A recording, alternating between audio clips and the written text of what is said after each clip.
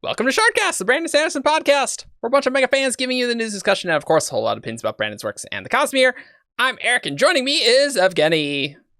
I am still Argent. That hasn't changed because my spiritual integrity is the same. Yep. Ooh.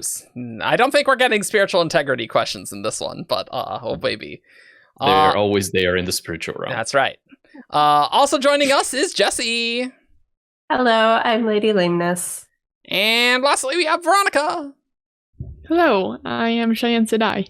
And I'm Cass. So here we have some show and tell. So my brother made me a request recently to make a crocheted octopus because he has got this little Dalek thing. It's like this big and it's got a space in the middle and he wants to put an octopus in it. Unfortunately, all of the octopus patterns that I have are too small, and they're like this big, and the space is like this big. So I tried to make something bigger, and it was just a little bit bigger than the space intended. I think if he tries, he can like wedge the head in and like have all of the legs like going out. But this is the octopus I crocheted my brother recently, and then I crocheted another one that was meant to be smaller, but turned out to be bigger. And this one's Eric's. Yeah. His name's Carl. His name's Carl. He goes, bloop, bloop, bloop, bloop, bloop, bloop, bloop, bloop, bloop. Very cute. How are you not going to name an octopus like Octavius or Octavia? Dude, I have no idea how to name pets in my life. Jess is like, you need to name him. I'm like, blah, blah, blah. So I went with Carl. Yeah, because he's your octopus. But yeah. This was my brother. I'm just gonna give my brother this one, and then like one of the old smaller ones I have, and be like, here you go. There you go. Do with what you want. But this one's got like great dangly legs that were a pain to make. But yeah, yes, so They look really that's cool. my show and tell. They're adorable. I haven't crocheted in quite a long time. So naturally I went out and bought like, some of the hardest yarn to work with to make this stuff. Yeah. It was like, I couldn't see any of my stitches. I did it all by feel. It sucked. Not a fan. But they're really like nice and cute and cuddly. They're like so soft. Very soft.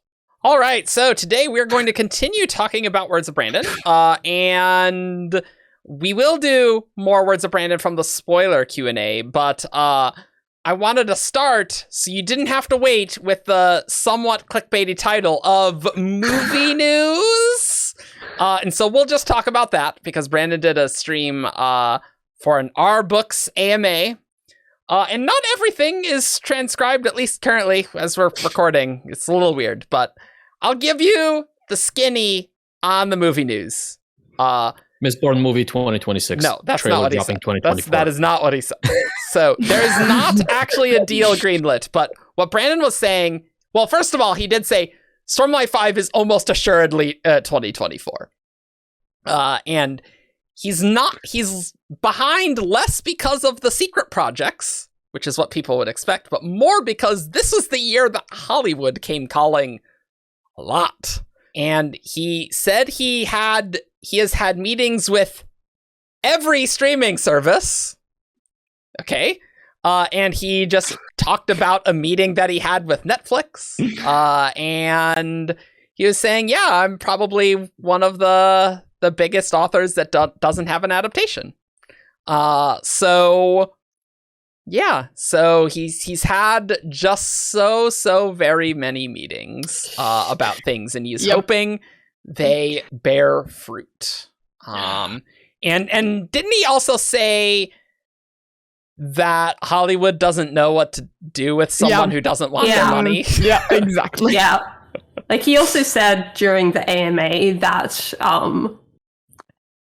if there is, so he was asked about what would happen if he had a TV show deal for Stormlight and it surpassed the books, and he was saying, well, if there's actually no, he said when there is a Stormlight, yeah, he did say that movie, he wants to be incredibly involved in it, like really, really involved, so that if it gets to the point where it does surpass the books, that's not a problem because he's basically like central to the whole deal anyway. And if it's not set up like that, he would probably only do, say, you can have the rights to Stormlights 1 through 5 and nothing more until I'm ready to give them out. Like, he's just got so much bargaining power. Yep. Because, and like, he doesn't have to compromise on what he wants, and he wants to be very involved. Yeah, and I think that's what's going on right now with the Percy Jackson adaptations. That's precedent for this, because Rick Riordan is basically working a 9-to-5 job with that, and he is incredibly present in every part of the process. And I feel that that's exactly what Brandon wants to do.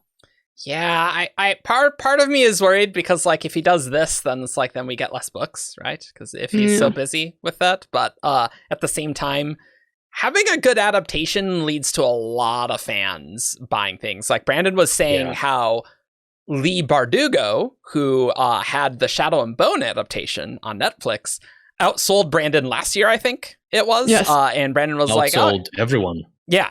And Brandon and Neil Gaiman and all the other people who have been consistently at the top. I love Shadow and Bone. So, like, if there's something was really good like that would lead to a crap load of sales and, like, publicity. So, like, having a good adaptation definitely matters, I feel like. So, like, you obviously don't want a bad one. So it's hard for me to say, oh, Brandon, don't be involved as much. But, you know, he's a writing machine. I'm sure he'll make something work out. And Brandon's also very aware of, like, where his skill set is. And, like, one of the things he was saying is, like, he's trying to build up knowledge and skills in the area of things like screenwriting, and that at the moment with the Mistborn stuff he's doing, so that when it gets to the point of actually doing an adaptation, like, he wants to be involved, but he doesn't want to be involved with ignorance of how things work and try and make decisions over people who have the experience and know what might actually be better. So he's trying to also just get a better understanding of the industry at the moment.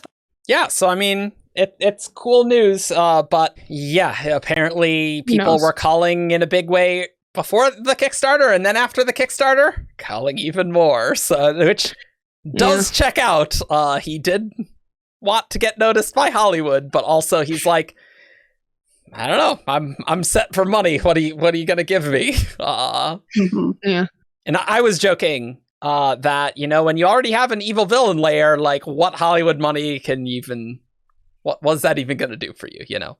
Because I think something that people don't really realize is that it's really the adaptations and the options rights that really make an author able to actually go pro, generally, at least in the traditional publishing situation, like especially early on in their career. Like, the advances are not very high, is what I'm saying for traditional publishing. And so if you write a book a year, it's like, wow, I got a $5,000 to $10,000 advance. Wow, crazy. It's not exactly full time. Like Brandon's talked about when he was first starting, I think he said for Elintris he got a $10,000 advance, and like that was good. Isn't all that. Yeah, like that was good at the time. Like, that was really good for him at the time. But, like, that's not how authors, like, sustain themselves as authors. Yeah, like, it's just not possible. And the options and the translation rights and things, like, you can, that's how you get the money. Yeah, and, like, if anyone was interested, I think another Cosmere podcast did an interview with a director who's a huge Sanderson fan, and he has some really interesting, like, concepts for a Mistborn adaptation. I linked that in the events and streams. We'll put it in the description. It was the Sanderson Institute of Cosmere Studies. Yeah. I really like Ellen's concept for a Mistborn adaptation. So yeah. I want to do an episode on adaptation sometime, and with this, it's like, okay, maybe we should do that sometime soon. But at the same time, I don't really know, like, what an adaptation would look like, right? Like, that is not really our skill set. Right? Yeah. And, like, without being able to production stock, and without having things greenlit, and without having people attached to the project, it's really hard to speculate. Because, like, right now, for something like The Wheel of Time, and, like, even before the first season had come out, you had people attached, you had actors, you had sets that you could, again, production stock, like what series did. And so you kind of had an idea to build theories on. Here we have nothing. Yeah.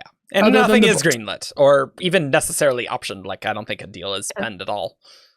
But maybe there will be soon. Definitely makes sense. If you're doing multi-million-dollar big deals, it's like, okay, we're going to have quite a lot of meetings to hash out details here and see which one's the best. But I just like the name dropping of, every streaming service. Oh, yeah, I bet with Netflix, as you do. Oh, okay. And it's not just every streaming service. It is every, like, big producer or production company in Hollywood. Like, I assume, like, Universal and 20th Century Fox and the others that I don't know. Yeah. Well, 20th Century Fox is Disney now, but Yeah. Well, look, I can't keep up with the mouse. The mouse is too much. A lot of things. Don't worry, in 20 years it'll all be Disney and we won't have to try and remember the other. Yeah. You can only sell things to Disney and that's it. Oh boy. Visual media is going to be Disney and audio media is going to be, I don't know who's consolidating there. Then it turns to Disney plus. It just says everything. Square root of Disney. Yeah. Well, I am cautiously optimistic about this whole adaptation thing. Like, obviously, there is a lot of trepidation that we as fans experience, and I'd wager Brandon gets quite a bit more than that, because as much as we love these books, we probably don't love them as much as the person who like comes up with all of this stuff. So the fact that Brandon is seriously gunning for not just an adaptation, but specifically an adaptation that he has a lot of creative control over, makes me at least cautiously optimistic that whatever it is that we get, whenever it is that we get it, is going to be, if not like the next Lord of the Rings or whatever, it's at least going to be something that we are okay with. That it's Brandon likes. That he's like, okay, some things were pretty difficult to adapt, but I'm generally very pleased with the product. And if it's like that, and granted, I don't know how Lee Bardugo went with Shadow and Bone and things, but like they did change things, and I've heard that they changed some things. She seems to be really happy with it. From what I've seen. Yeah. She made a cameo even, so. Yeah. Did she? Yeah. Yeah, and I know she executive produced I forget what episode it is, but she's there. Because they changed that a lot. They added in a storyline that isn't in any of her books and introduced characters to the story that are in a completely like separate side series in the same universe. So they did some very bold changes of that, and it worked out really well for them. They changed the ethnicity of the main character too, and it worked really well. Go check out Shadow and Bone. I really enjoyed it. It's definitely more YA though, so just be aware. I can imagine Brandon wants to see things on the big screen, because who wouldn't, right? If you're an author, it's like, dude, I have a massive Hollywood movie. Like that's pretty cool, right? Especially because like that just really means you're much more in the pop culture mainstream, rather than like, because books are not all that popular, all things considered, until you have an adaptation, right? Unless you're Harry Potter, right? But I mean, the movies certainly help with that as well. Really, absolutely. Yeah. The movies definitely like skyrocketed that past where it was. Yeah. So I mean, we'll see. I hope. If Brandon has to wait 10 years for a great deal and a great production company, I think he will do that. But he seems pretty positive currently, so I imagine he has some pretty good deals, maybe, or offers, perhaps. Anyway, maybe we got to do that sometime. But that was really the main thing from the Our Books AMA that was like really exciting. Like, I wouldn't say a lot of the questions were super exciting. He had some good questions on religion and good answers there. You can go check that out. I can link that in the description as well. Breaking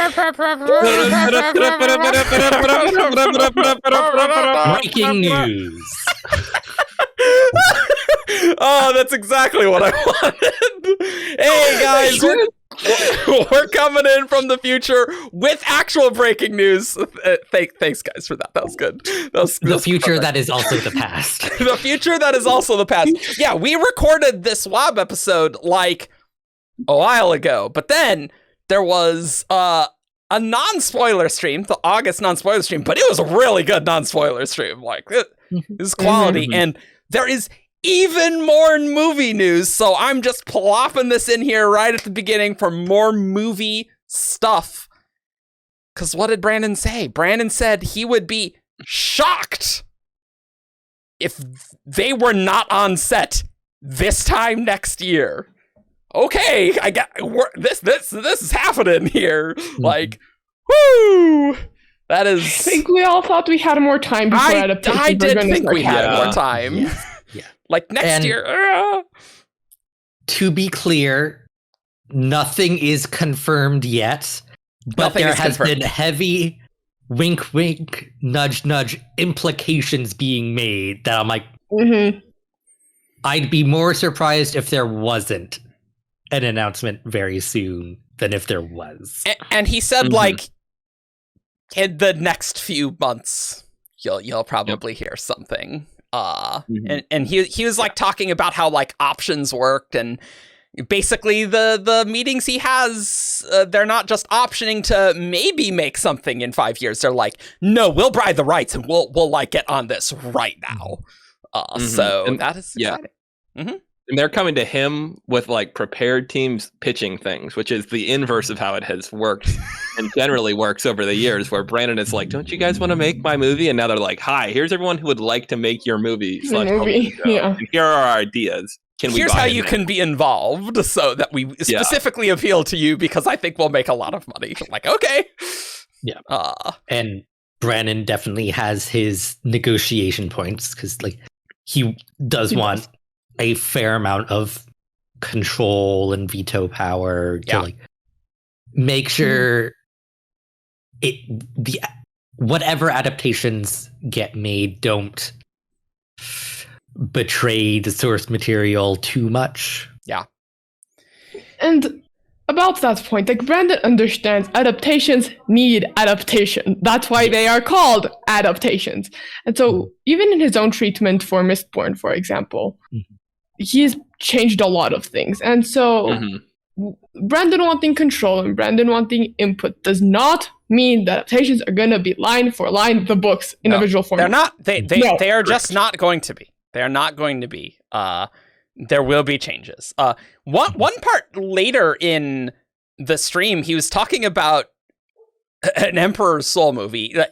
It seems like he's like, after maybe Mistborn and Stormlight. So I feel like the pitches he's gotten have been for Mistborn and Stormlight, because those are the most popular things. That makes sense. I'd be surprised to see like a strong Elantris pitch where they're like, this is where we're starting. Yeah, I don't think they're going to do that. But Brandon was saying an Emperor's Soul film would not be just like in a room. The cast would be bigger. It would be in multiple locations. He would still want the same essence of it, but it would be a much more cinematic experience. And so he said Emperor's Soul, he would adapt the most. Yeah. And like, he's talked about an Emperor's Soul movie before, like many years ago, back when DMG had all of the rights to the Cosmere. Yeah. And it's like, Shy might need to go like on location and do research about Ashravan to get part of the stamp right. Like that sort of thing. Makes it a more dynamic and interesting movie rather than just sitting in a room, which is what the book is. You have to adapt the material to go for the medium, otherwise it's bad. Like it's just they could save a lot of money on set costs building exactly one room and several hallways, though. Saying. You can make a movie very good in a single room, like 12 Angry Men. It's in a room, right?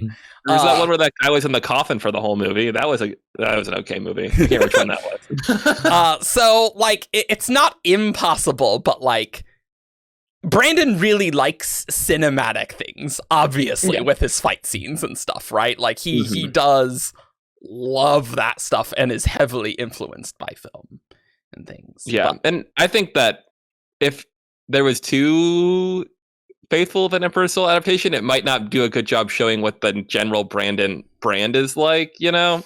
Like it is a little bit on its own kind of the way that story is written. It's a little different from his other stuff in a good way, but it's fantastic. It's definitely different from the other ones. I suppose that's Jess would often say, it's like, I don't know if you should like give Emperor's Soul as people's first Brandon book, just because it's like maybe not very indicative of what's happening, which is fair.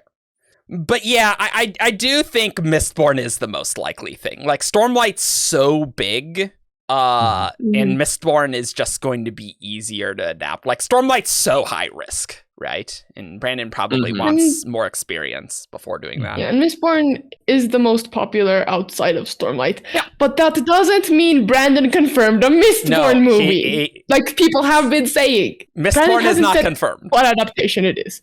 That's right. It's just likely Mistborn. It is, though. But it is not confirmed Mistborn. It is not. That is not what the word confirmed means. I do think it is most likely Mistborn, Mistborn it's movie. Be Mistborn. I would agree. Yeah.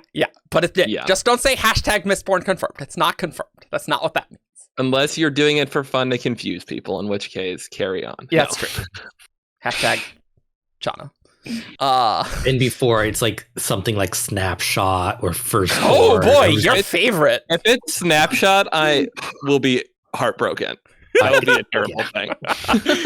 Wait, wouldn't that be so funny with the fandom either being like, I'm hyped or terrified, and then it's just Snapshot and they're just like, it is just deflated, and then it's just all bitterness. Like, then there's no excitement. That would be the meanest thing for him to spend the entire time talking about Stormlight and Mistborn adaptations, and it to be a Snapshot pitch. It's not going to be Snapshot. It's not going to be Eric, Snapshot. now I've got a new fear. No. There you go.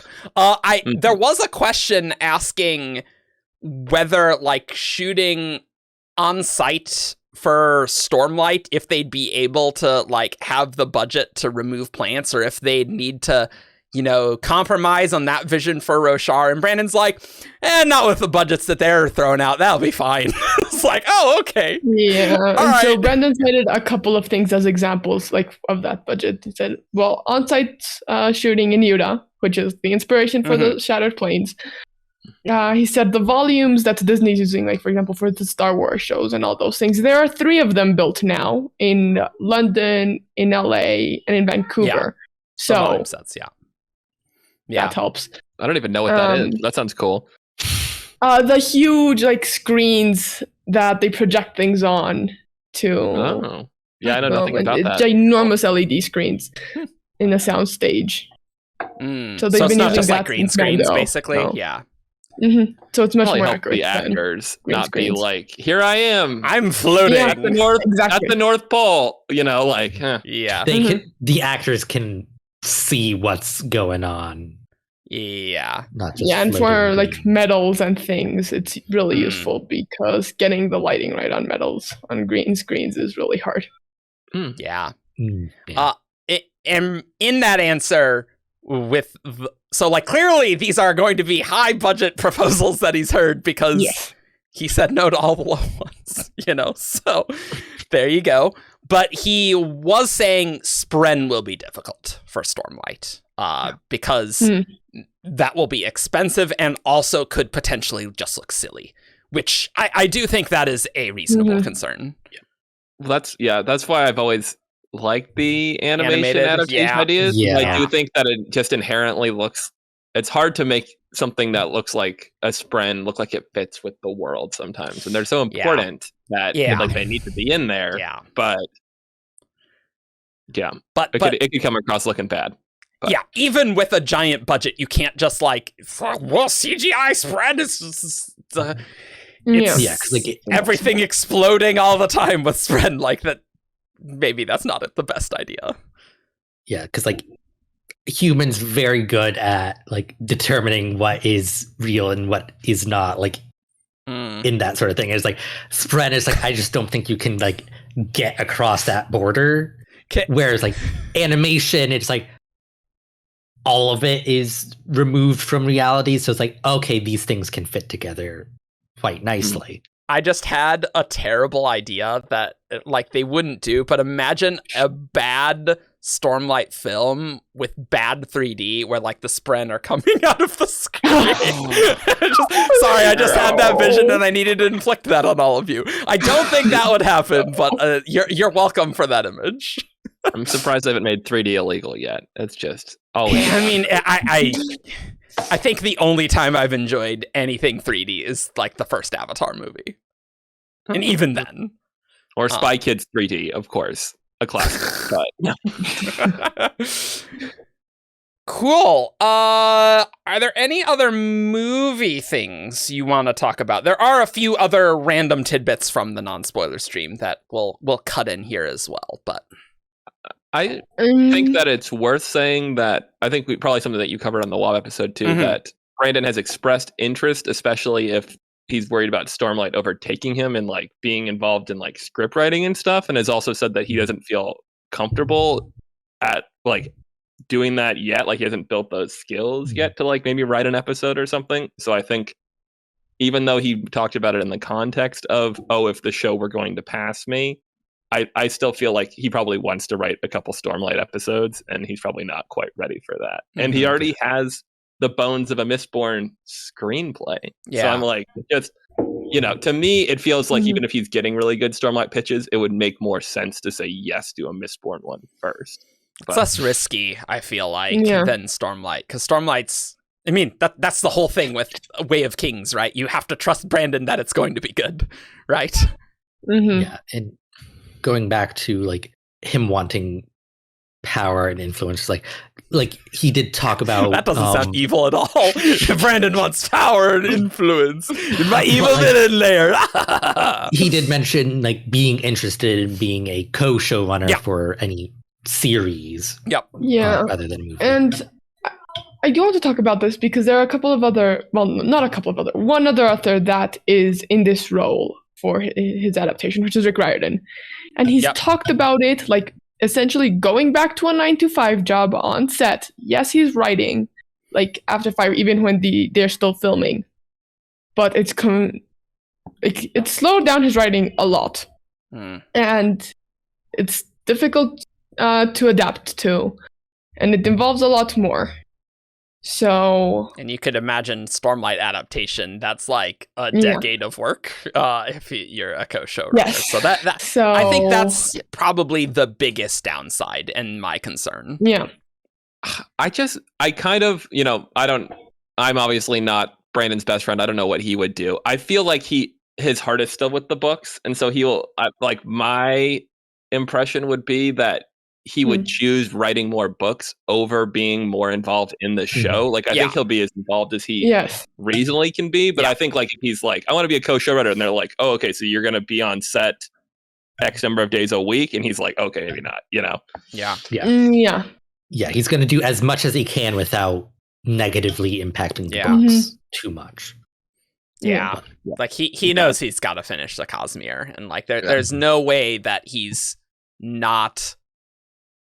He obviously cares a lot about the books, but again, a good adaptation does a lot for the fandom of just like popularity of the books. Like it just does, right? And if it's good, then if you were Brandon, wouldn't you want to be like, this is a fantasy adaptation like the original Lord of the Rings movies? Like, wouldn't that be awesome? Like, yeah, of course that would be awesome.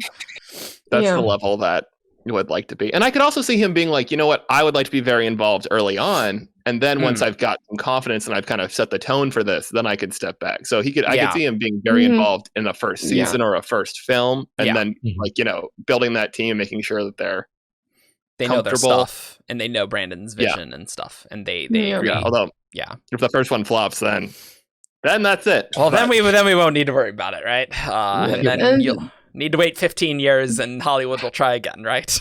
Or we'll get an animated adaptation. That's true.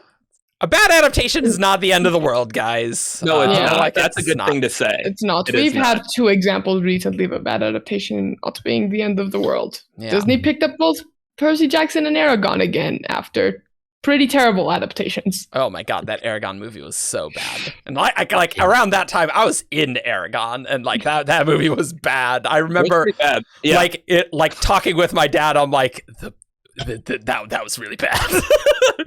Well, like Saphira looked bad. Like it just all was. I was like, man, you guys really didn't do anything right, did you? Yeah.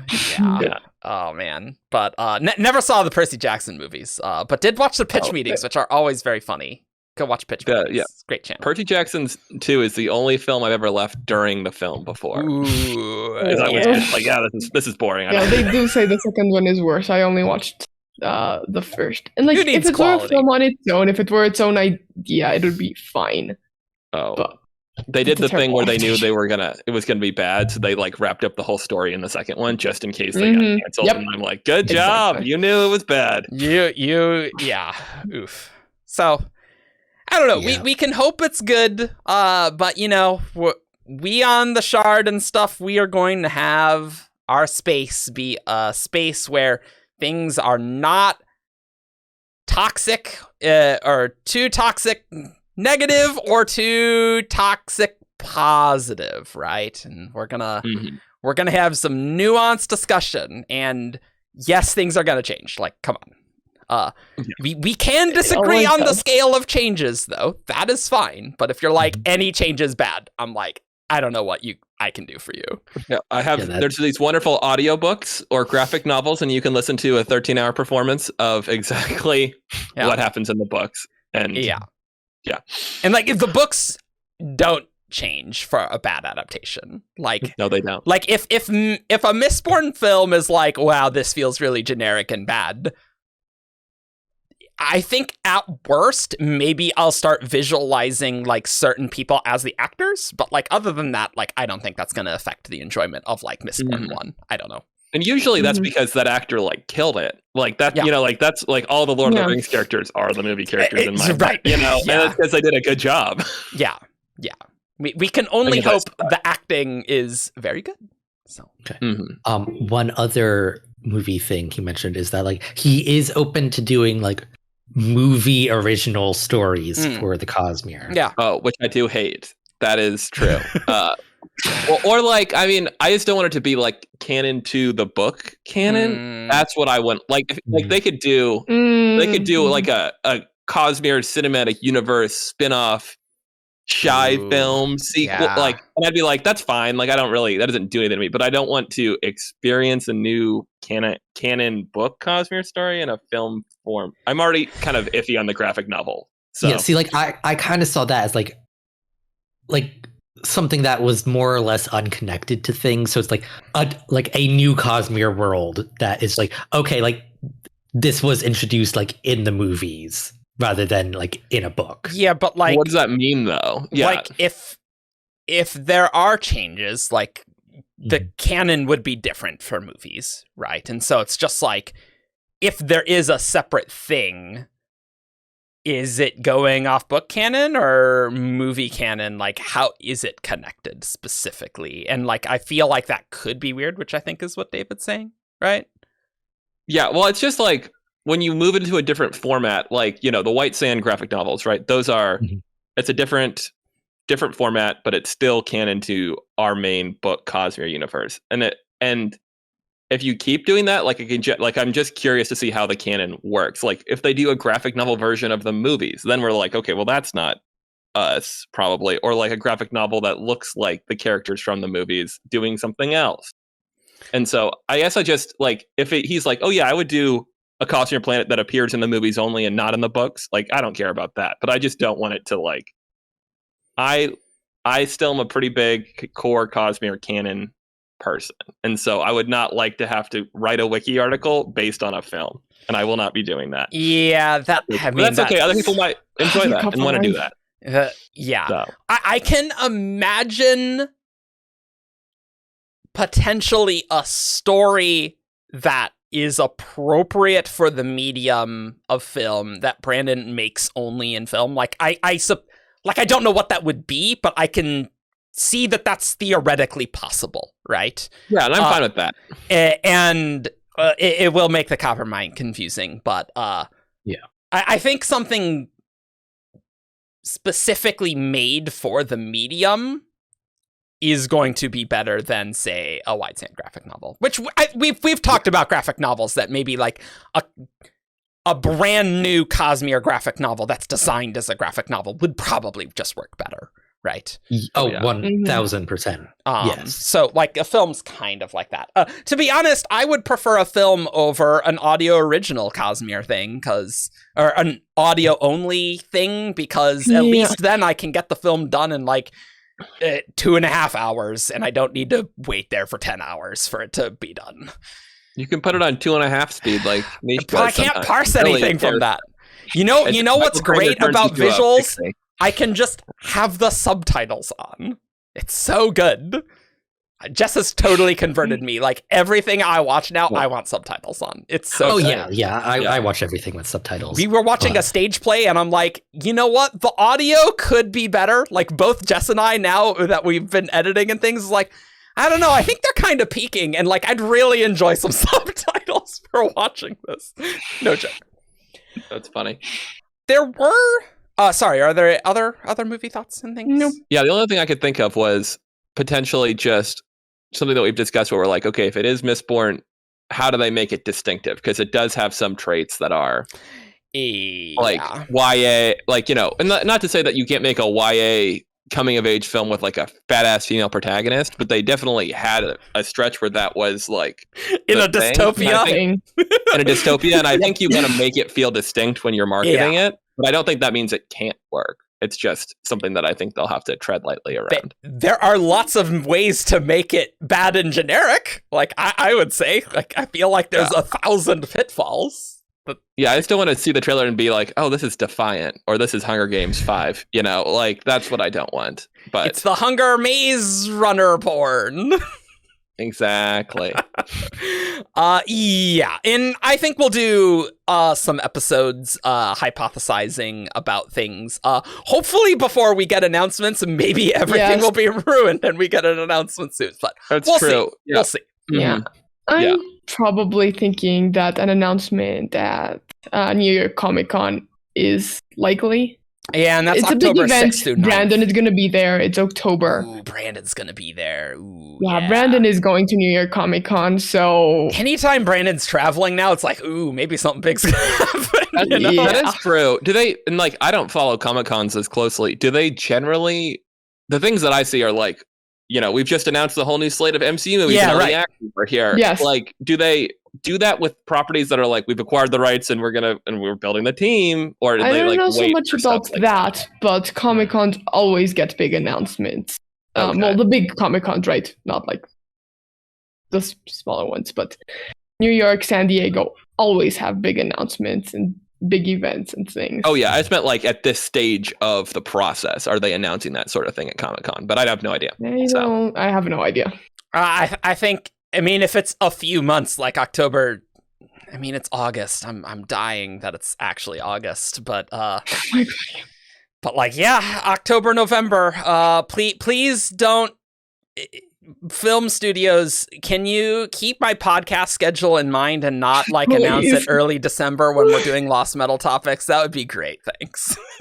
Please don't. Like October would be great, where we get some hype before Lost Metal and then we can like talk about Lost Metal. Like that'd be good. Yeah. Please don't ruin our podcast schedule for the 5th time this year.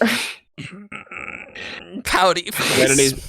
Brandon needs to tone it down with the success and all of this. Let's go back to 2012 when we had no releases that year, aside from Emperor's Soul. That was great. Or like 2016, like year before Oathbringer. Like I think Just a White Sand came out then. 2016 was a bad year for a lot of reasons, and that was one of them. Cool. So there were just a few other things of note in the non-spoiler stream, so we'll just put them here, and then we'll get to the spoiler stream wobs in a sec. But Brandon talked about schedule for Era 3, which he's talked about stuff with Era 3 that he wants to, you know, write all 3 books back to back. Sometimes he said alternating with Elantra sequels, like he said that before. Sometimes he said Nightblood. And so this is sort of the most recent thing. Apparently they're penning contracts for Era 3. And yeah, Brandon is planning to write all 3 Era 3 books before the first one comes out. So that'll be interesting. It's wild that he's actually doing it. Like, I honestly was always like, this seems like something he says he'd like to do, but like won't actually happen because of the way the world works. But Brandon's too successful now. He doesn't care. Yeah. He has enough power and influence that like he can just do things now. Well, he definitely can, but like from like the perspective of like creating a lull in there in terms of like his book output, like we're gonna go from a year with like how many releases? Like I can't eat more than I have fingers. Too many. And then there'll be 7. Stormlight in 2024, and then it's going to be radio silent for a little while, aside from the things that we're going to get to in a second. He listed other things in that lull before Era 3 comes out. Maybe Prose White Sand that's revised. Oh boy, Ian and David's favorite. At long last, we get something usable. Although the omnibus is cool, but I am excited to record an omnibus episode. I wish we could have done so earlier. So we'll see if it comes out in August. But hey, like my biggest thing about Prose White Sand is just like, then why do the graphic novel? Yeah, I mean, you should have just done this years ago, wrong. And it would have saved all of us a whole bunch of pain. I think how many podcasts we got out of it, Ian. We did, and I respect them wanting to make the graphic novel good. I feel bad for everybody who bought the individual volumes, myself included. And I also sent Dynamite some money that I wish I could get back. But I respect Brandon and Brandon's team for trying to make a good product. I have no respect for Dynamite. I have negative respect for Dynamite. I think that they have managed to bungle this adaptation at every turn. They have never communicated clearly with an audience who is frothing at the mouth for Brandon Sanderson content. All they have to do is just like a little bit of an update, or just having a reasonable time. But what if we announce when we're going to announce that the omnibus is delayed? That would be great. And let's have the Spanish edition come out sooner. Anyway, we'll talk about that in the omnibus episode. Yeah, I'm sorry, I could just go. I do have one more point that I want to make on this. Is that like, I feel like the absolute kind of travesty that is the White Sand graphic novel kind of killed like what could have been like the graphic novel arm of the Cosmere. Sure. Because it did not work out, like they kind of stopped doing that. Yeah. Whereas like if it had been successful, like we could have gotten more better stories designed for the graphic novel medium. Totally fair. Yeah. That's true. And that's interesting because I also am like, what's happening with Darkwind? Because now all they're talking about is the novel, and I'm like, so the graphic novel, like, did we just get part 1 graphic novel? And like, I believe the volume 2 is being worked on by the authors, Jackson Lanzig and Colin Kelly. Nothing. Yeah, it's been a long time. I saw something on like one of their Twitters like a while ago saying like they were starting work on it. Like Dark One was legitimately good. I felt like I just don't get the like competing with your own product kind of at the same time. And, like, creating diverging canon concurrently. But I don't know. It's very and Dark One novelization's another one of these things that potentially on the list, which I gotta say not super thrilled about. But I mean, hey, I don't care. Yeah, I mean, I don't read dance books. Maybe it's good, but and it's like because when like all the Dark One stuff first got announced, it was like they were like going to be some audio originals that are like, telling other stories in the world, which like that I like doing. There was going to be like a whole multimedia thing. I don't want the same story. Wasn't there going to be a podcast? They're doing it. Yes, they're still doing the podcast, and maybe a movie. Yeah, it was like a true crime podcast about the murders that appear in the graphic novel that were done by what's his face? I can't remember. The Dark One guy. I'm not gonna get excited until I get some release dates on things. Like I don't care. Like, yeah. And like, did the podcast turn into the book? I don't really know because Dan was also working on the podcast. So I don't know. That whole Dark One announcement reminded me a lot of when DMG optioned the Cosmere. It's like, oh, it's hype, and then like just nothing happened. The Pat Rothfuss Lionsgate purchase of King Killer, and they were like, oh, Game of Thrones happened, and they were like, well, Maybe we'll let these options lapse. Yeah. Well, yeah. And just so people know, Brandon's offers, pitches are not options. Like they're buying them outright, which is very different, which means they're very sure they're going to make it very soon. Yeah. It's a lot more money on their end. So yes. And then also sometime around the Era 3 stuff, Brandon said potentially Nightblood and Elantris sequels. But he also said he will need breaks between Era 3 books and write like something else. So that's interesting. Who knows? It's interesting. I kind of wonder like what I try to visualize what like the release schedule will be, and I'm like, so are you going to write the first Mistborn book, and then you're going to write a second book that's unrelated, then you're going to write the second book of the trilogy? Are you revising that intermediate book that you did so you can release it, or are they coming out after the first one? Like, I don't even really understand what his plan is. I would assume like they'll be desynchronized, like because like he'll do like initial drafting for book 1 of the trilogy, write some book, start doing like drafting for book 2, and then maybe partway through that, like he revises that break book. Maybe a bit like the secret project, like revisions are going. Yeah, I guess that seems like it's stopped his progress. I mean, like Hollywood is also happening, but he is like Stormlight has ground to a total halt while these have been. While he's been revising the secret projects, and so I do think he was always a little ambitious. That revising 4 books in 1 year was not going to slow him down. Brandon, a little ambitious Sanderson here.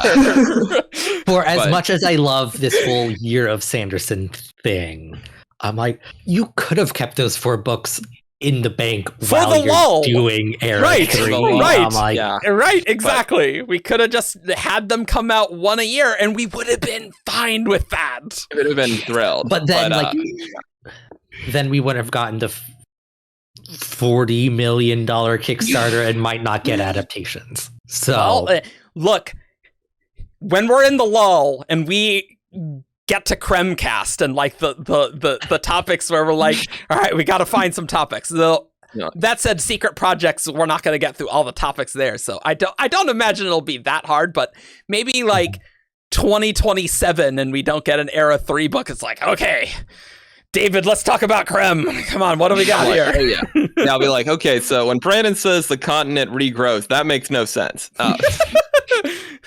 Realistically, that is potentially an actual topic, but we just need to get through a lot of the bigger topics first. But like you'll just know that the cost was we got the sweet year of Sanderson and we didn't spread out these books like that. That's just it's a choice. Yeah, everybody enjoy next year.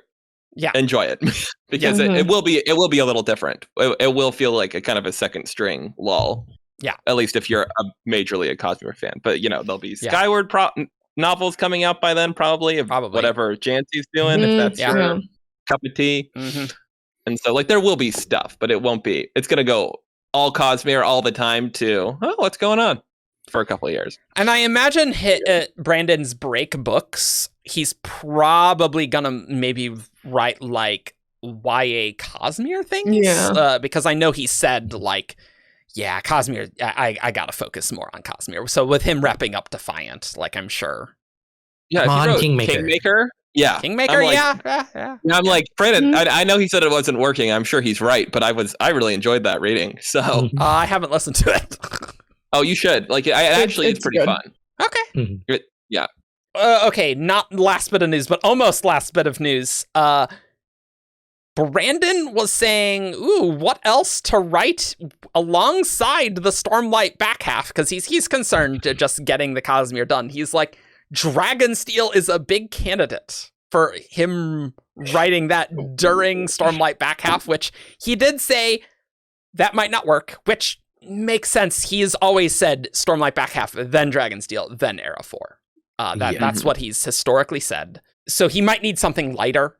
He pitched a lighter Mistborn era, which is funny because that would be like Cyberpunk era, which like I generally don't think cyberpunk as light and fluffy, but hey, sure. But like it'd probably be more like Era 2, right? Where it's just like shorter stories and things. Yeah, that's the impression I got, rather than like content-wise. Yeah. And I know. I'm pretty unenthusiastic about the idea of more Mistborn bugs, but I mean, I'm 100% for it.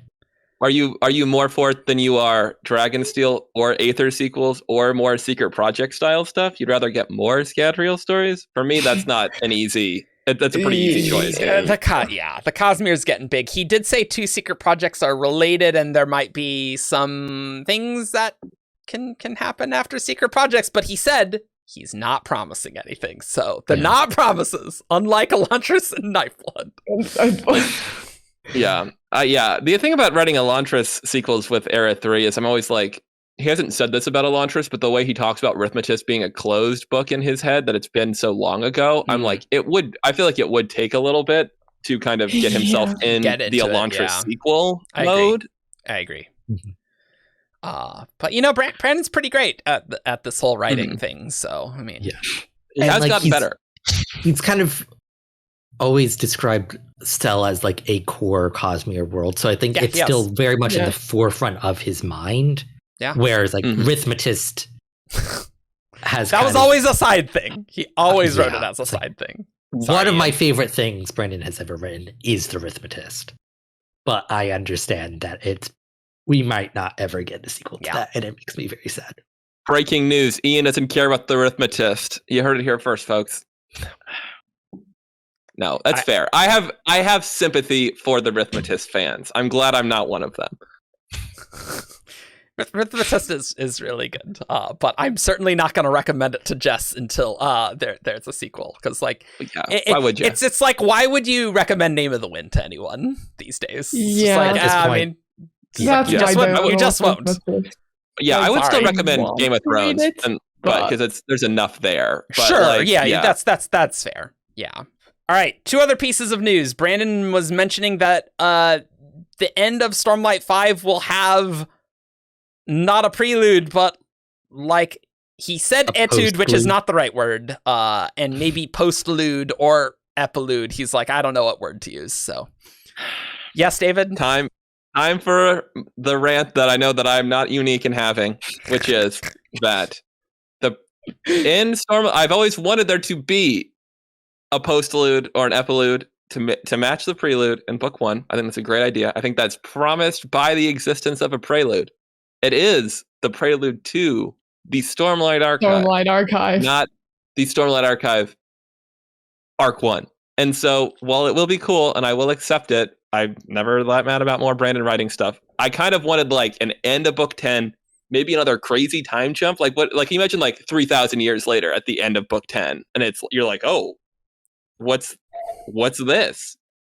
Yeah, that would be awesome. And I do think tuned in Mistborn Era 4. That is, yeah. And I think the fact that the back half exists kind of limits the potential for what you can show without spoiling elements of the back half. I don't know.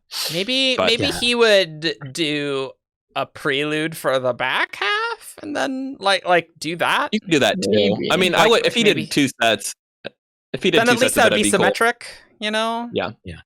But like, I think it'd be cool to have like a 2-part thing, where it's like one at the end of Arc 1 and one at the beginning of Arc 2. That's not a prelude or a postlude. The word is an interlude. Oh, it's like, is it a midlude? or like midlude part 1, midlude part 2. But like interludes are already such a thing in the Cosmere. Oh, too bad we used interludes already. He really has come to like interludes. Like when I saw them crop up in Skyward, or Cytonic, I was like, oh man, it's growing. Yeah. Well, yeah. I mean, Skyward books have always had those. And last bit of news, the Secret Project ebooks. I was wondering when these would pop out. They will be the first of the month, January, April, July, October. So... And it happens to be on weekends. They're all going to be on weekends. I'm definitely not panicking about recording schedule. Don't worry. There will be, apparently the following Monday, there'll be press for each book and a spoiler stream either that Thursday or the Thursday after talking about the book. So I guess I'll slot that in the 2023 schedule. There was some talk about books actually going out the Friday before the weekend of the 1st. There was. Just because Friday is a working day.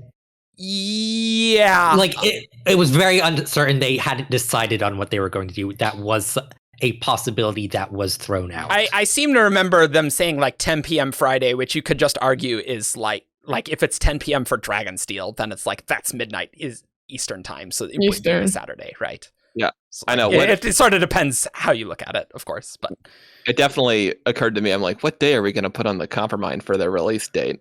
Yeah, and he did say that there's so many boxes that like they're gonna say like we shipped this many boxes out this week, so like I don't think we're gonna get like the boxes that first week with the actual physical book. So that'll be great for any unboxing videos if we do the unboxing and we get them last. That'd be funny. But hey, that is true. It's hard to tell when where you're going to end up in, like, you know, with the Way King's Leatherbound release schedule. There are some people who were in the early half and some people who were in the later half of that one. Yeah. So we'll see. But don't you worry, there will be secret project content next year, obviously, because that's what's happening next year. So just wanted to report on that. And oh my god, this little cut in, we've talked longer than I expected, but you know, that's fine. That's fine. So that's our movie news. And so we are going to be heading back on into spoiler words of Brandon, which admittedly are less exciting than the movie news. The movie news is pretty exciting. But hey, at least our clickbait title from the last movie news we got is going to work even better for this one. Yeah. Well, I'm just going to put movie news in the title and like, hey, we put the movie news at the front. We're not waiting to midway through there, you know? Yep. We said there's movie news. We did the intro, and then there's movie news. What more do you want? Okay. Should we play ourselves out? Perfect. But we're gonna get on to more spoiler words, Brandon, from the June spoiler stream. Swaps. Wendell Enjoyer, who is enjoying Wendell, asks, what do Kelsier and Iyatl think of Mraize's kidnapping lift? How does the leader of the Ghost Bloods and someone's teacher and master feel about the kidnapping of children? Is the implied question. Where it says Iyatl on board. She's fine. She's like kidnapping children. Anyway, Kelsier does he even know he's on another planet, and that makes sense. I find this really interesting. So I don't find this surprising, but I find it interesting. He sort of mentioned this before about like what does Kelsier know and condone about the Ghost Bloods? Yeah. It's like Tor, the publisher, and their assassins. Do you remember that metaphor? Yes. You'll have to go listen to the previous episode. We're not going to recount that here. Just a metaphor Brandon did for how the Ghost Bloods work. The Ghost Bloods is presumably an organization that spans multiple worlds, right? And the farther away you are from Kelsier, the less influence he has over you, directly or indirectly, and the less knowledge there is of what's going on. So what we see on Rashar with the Ghost Bloods, not necessarily indicative of what we are hopefully eventually going to see with the Ghost Bloods closer to home. Interesting insight to Iyatl. I would love to see some more Iyatl in book 5 because we really haven't gotten anything from her since Words of Radiance, and I felt like she was going to be a bigger deal. But I don't even know where she is. Yeah, right. Exactly. Yeah. Exactly. So Mist Radiant asks, when Taravangian first got control of Szeth, he sent a man with a dark face and an accent Szeth didn't recognize, who was also wearing a mask. Is this masked man a worldhopper from Southern Scadrial? Brandon, this masked man is a worldhopper. I kind of forgot about this. I'll definitely have to reread this chapter. So I think this is a brand new confirmation. Very cool. It is.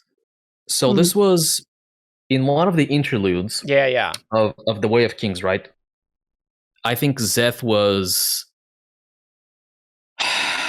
It was after the one in Bavland, right? So maybe it was the next one after that. That like Zeth is being wasted, and then Taravangian gets him, and then sends him to kill everyone else. His owner was treating him super edgy, right? He was like a shadow that was sitting in the rafters, and then he would just drop dramatically and stuff like that. And he got sent to kill someone in a house. When he got there, the person was dead, right? It was like his head on the bed or something. Yeah, and they have it, and then they have his stone. So, and I guess that masked person was there waiting for him, right? Yeah. I don't. Very interesting. Very cool. Reread that interlude clearly, because that person's a worldhopper. So I'll need to do the same. Obviously, good idea when you see someone in a mask is like, are they from Southern Scadrial? Like, yeah, I mean that's a good question. There. So the next question is from Windrunner 17. Our David. Very own David. Yeah. And he says, We now know all types of true spren that make up Radiance, but Windle has mentioned making a garden for Keenspren. Are these an intelligent spren that does not form radiant bonds, and are there others? And Brandon says Keenspren is a nickname. And Adam says, I was wondering if it was a slang term, and Brandon says, yes, it's a slang term. So, does this mean it's a slang term for the other 9 types of true spren? That seems to be the implication here. My understanding is that it's a nickname, it's a slang term in the same way that like Lyspren could be a slang for right. Arctics. Yeah. Even though Lyspren is not a canonical term. Yeah, right. So I think it's a specific type of spren. So I feel like what David was getting at with this question is trying to see if there are other types of true spren that are not radiant spren. Right, yes. And I am very frustrated by this answer because there's also a scene in Rhythm of War where there appears to be an unknown type of spren that walks past Adolin when they are in Nameless. And we still just don't have an answer of like, is that just another type of spren? Is that something else? Like, I guess like to me, when David's question came up, I was like, oh, this kind of like ties all into that as well. And like we can maybe get more information on other types of spren. And I don't know, this does answer a question of now we know that Keenspren are just one of the other true spren, right? That seems to be what it's saying. But it also seems like it's dodging a question at the same time. It was my impression that the question was specifically, hey, what are Keenspren? Which still means that we have another question that we need to keep asking and find an answer to. So the Keenspren are a nickname, but what are they a nickname for? Like which other type of spren? Mm-hmm. We have no reason to believe anything. My baseless headcanon is Inkspren. Yeah. That is the first thing I gravitated to as well. It's just they're so inky. Like, why wouldn't you just call them Inkspren? I don't know. That's just intentionally confusing, like, Windle.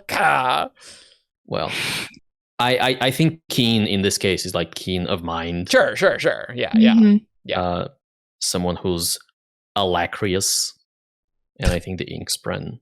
Yeah, the other one that could be a possibility is maybe Cryptics, but yeah. I also gravitated to it's probably Inkspren, right? Yeah, I need more information about this. That's what I want. I want to know more about Sapient Spren. What's up with this?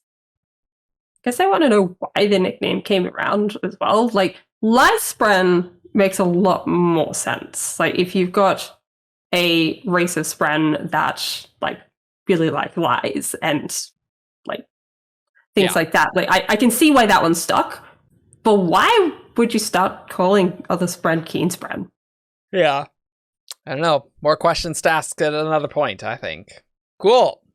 Starburst Rapper Tie asks, why hasn't Hoid bonded a Spren in past Desolations, like in the time of the original Knights Radiant? Brandon, He tried. Oh, this is good. I love it. Yeah. Because he would want to be a Lightweaver. He's probably wanted to be a Lightweaver a really long time. Like in Elantris, how he's trying to become our an Elantrian, like for the whole book, and he just doesn't get it by the end. Just seems like that, but with a different magic system. Yeah, right, exactly. Yeah, my question is, why did it work now? My question is, why didn't it work before? Yeah, why didn't it work before? Yeah. Why didn't it work before, and why did it work now? Like, could he just not attract the right spren? Like, maybe so many sprens were bonded that his chances were fairly low, and like maybe spren generally don't like foreigners. Maybe. And like there's a certain aspect of like I'm reminded of Leshwi saying, "My soul's kind of already spoken for," right? At the end of Rhythm of War, when Venli's like, "Hey, maybe we have a spren for you," and Leshwi's like, "Nah, that's not gonna work." Now, obviously, there's cognitive shadowness with the fused, but Hoid also is collecting a lot of magic, and maybe spren are like, not really my thing. Maybe like it's a similar sort of thing, whereas design's like, well, I don't have a lot of options here, so I guess that's what we're doing here, right? That's what I was gonna say. Like, design was in a pretty unique situation where her potential radiant had just died, and she was in a very dangerous place with like fused and singers and Odium's forces running around. It was much safer to be with Hoid than to just stay in the ruins of Kholinar. Yeah. Yeah. And thank goodness for all of us that design is with Hoid. It's so good. She is precious. She is precious.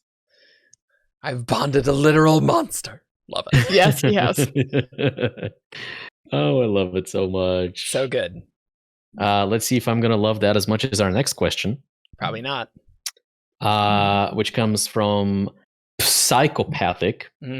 And says, can kandra benefit from Aviar bones like they do from dog bones?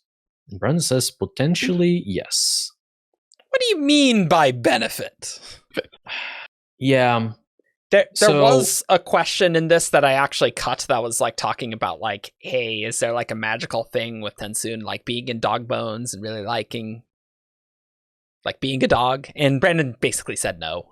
That's just like, oh, maybe it's nice to be a dog and get scratched on the head. And it's like, that's nice. But not really like a spiritual thing.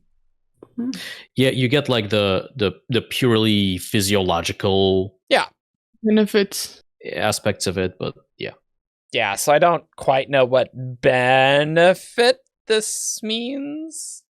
It's like, I wonder if the question's getting at like the Aviar powers. It's like, would they benefit from the powers? Yeah. Mm-hmm. That's what the question is, but the answer is the confusing part. Well, I mean, the dog bones don't grant a magical power. So, like, the question is, like, saying, like dog bones. I'm like, well, I mean, the dog bones don't grant magical powers. So, like, yeah. So, potentially, they could get, I don't even know if potentially yes refers necessarily to the magical powers, but I could say that it's plausible that if you are a kandra who made an Aviar, like you consumed an Aviar, right? And you are an Aviar, that you could get the microbes that grant powers. Like the worm. The worms. Like I think that's totally plausible. Yeah. Oh yeah. Okay. Yeah. Right. Like you could totally do that. You just the Aviar alone wouldn't do anything, right? Because it's all about the symbiosis, right? Mm-hmm. I think, I like that. And I think this is where the potentially comes from, because I think there's also room for, well, even though you are the physical shape of an Aviar, maybe the symbiosis with the worm is more, or at least partially spiritual in nature. Mm-hmm. And so even though your physical body is the same, the fact that you are a kandra and not an Aviar prevents you. Or it doesn't. We don't know how it works. Yeah. It's been a very, very long time since I read Six of the Dust. So I want to clarify. For some reason, my memory is telling me that not all Aviar ended up with powers. It was only ones that, like, were bred on the island or went to the island, but there were other ones in the world that didn't have powers? So the other ones are the ones that they tried to breed, I think, like on the mainland, right? Yeah. And they never went to the island, so they never got powers. It's just the ones that had like gotten the symbiosis, like by going to the island and eating the worms. And okay, that makes sense. Okay. Yeah, makes sense. Dorito JH asks, is what happened to the singers on Roshar when Baird and Mishra was imprisoned mechanically comparable to what happened to the Terracemen on Scadrial when they were turned into Mistwraiths? Brandon, it's more like what happened on Cell with the Elentrians than it is like what happened with the Terracemen. I can see what you're going for, but that's not the analogy I would have gone to. Yeah, that analogy does seem a bit strange. Because, like, the Terracemen, they are directly transformed into Mistwraiths, right? Yeah, but there's also just, like, I think what Dorito is thinking it's like the cognitive block in the Mistwraiths? Cognitive block. Yeah, okay, sure. You have something very similar to a cognitive block. That's true. In the Prescendi, or the Parchment, rather. Right, and the spikes bridge the cognitive block, and so that turns them into a kandra. Right. I can definitely see the comparison to Cell and, like, something changing and kind of being taken away from what needs to be there, and that causing the problem. Yeah, so what we have with the Elantrians is that the Shayod enables a specific, like, the power of the door goes through some kind of Shayod shaped transformation, and it turns you into an Elantrian. And then the land changes, and the shape is wrong, and the power of the door can't, like, go all the way through. Like, so the transformation starts and it gets stuck in the middle. Yep. That it does seem kind of different. Like, I think with the cognitive block, like, maybe Brandon just didn't quite get what they were getting at with the cognitive block, because, like, explaining it with a cognitive block, I'm like, okay, that makes sense, that analogy would be there. Yeah, I don't know if there's a lot to go off here on this one. It's kind of weird. Maybe we'll come back to this after book 5, when hopefully Baru Mishram things make more sense. Yeah. I'm okay with that. Are you, though? She can unmake me. That's fine with me. Go watch our clips on X for Baru Mishram. The next question is from Aradan FTW, and it says, Kaladin and Vin have both used magic subconsciously, Kaladin while training with a bridge plank and drawing in Stormlight, and Vin while burning pewter while being beaten. Does that mean that intent is not always required, or is a simple intent like I will be strong enough to activate the magics? Such a good question. This is so good. I love it. Yes. Yeah, and Brandon says, I'm going to go with the simple intent answer that you're giving there. So at the basic level, the more specific and the more powerful you want to be, the more you need to understand your intent is where this is. The body has an intent. Kaladin uses magic while he's unconscious, right? The intent to survive. Basically, the body knowing it needs to survive. And this is possible to an extent with a lot of magic systems. Just kind of the base physical sense. Your body knowing how to use what it's been given is going to happen. You're going to see this with other instances in the magic as well. And even not knowing or not wanting to face it, you can get some base level of power in most of the magics. Yes, it's a second one in that you can make the argument that your body just wants to survive and things like this, but intent really starts to play into it when you're doing distinct and increasingly powerful things with the magics.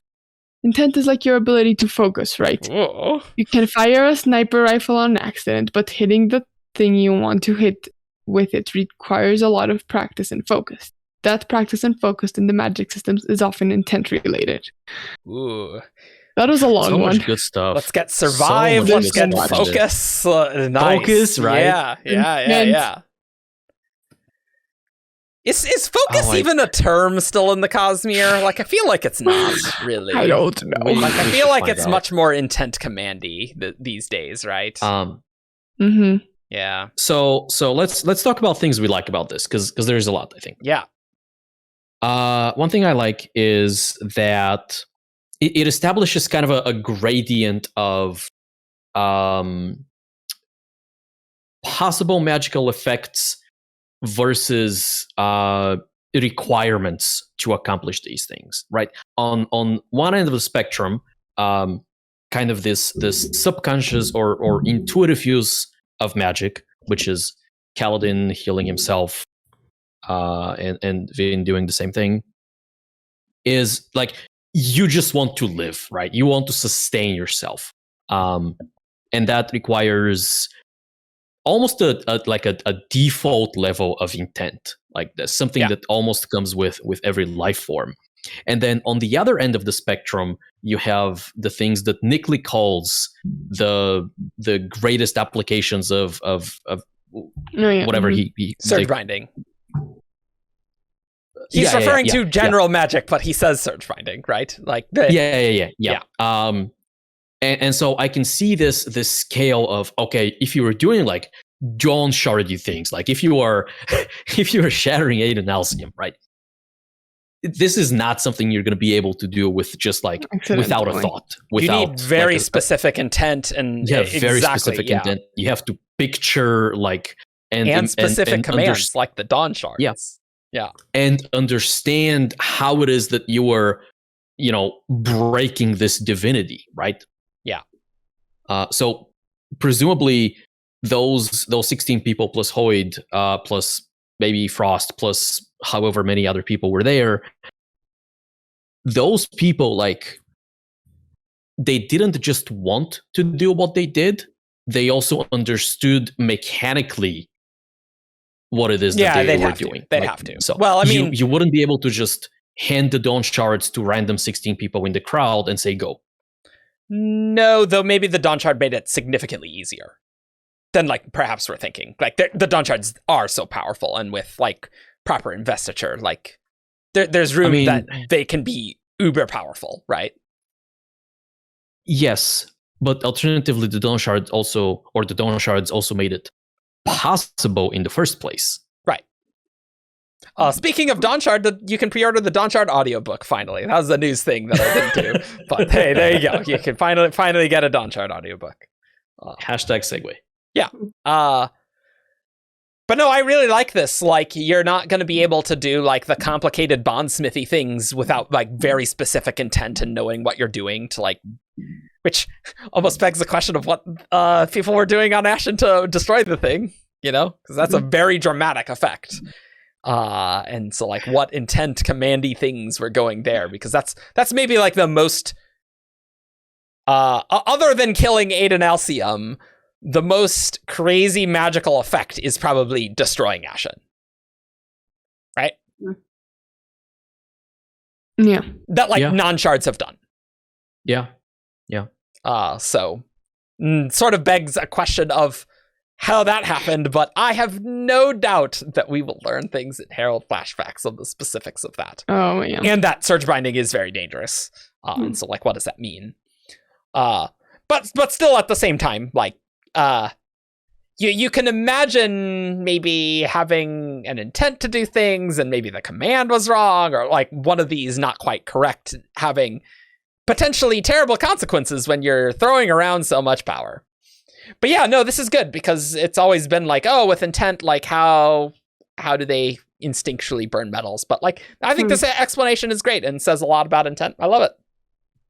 Yeah. Well, I see a lot about Wallbreaker as well, and the breath system, how you get, I think it's 100 breaths, and then you have the color perception or aura or something.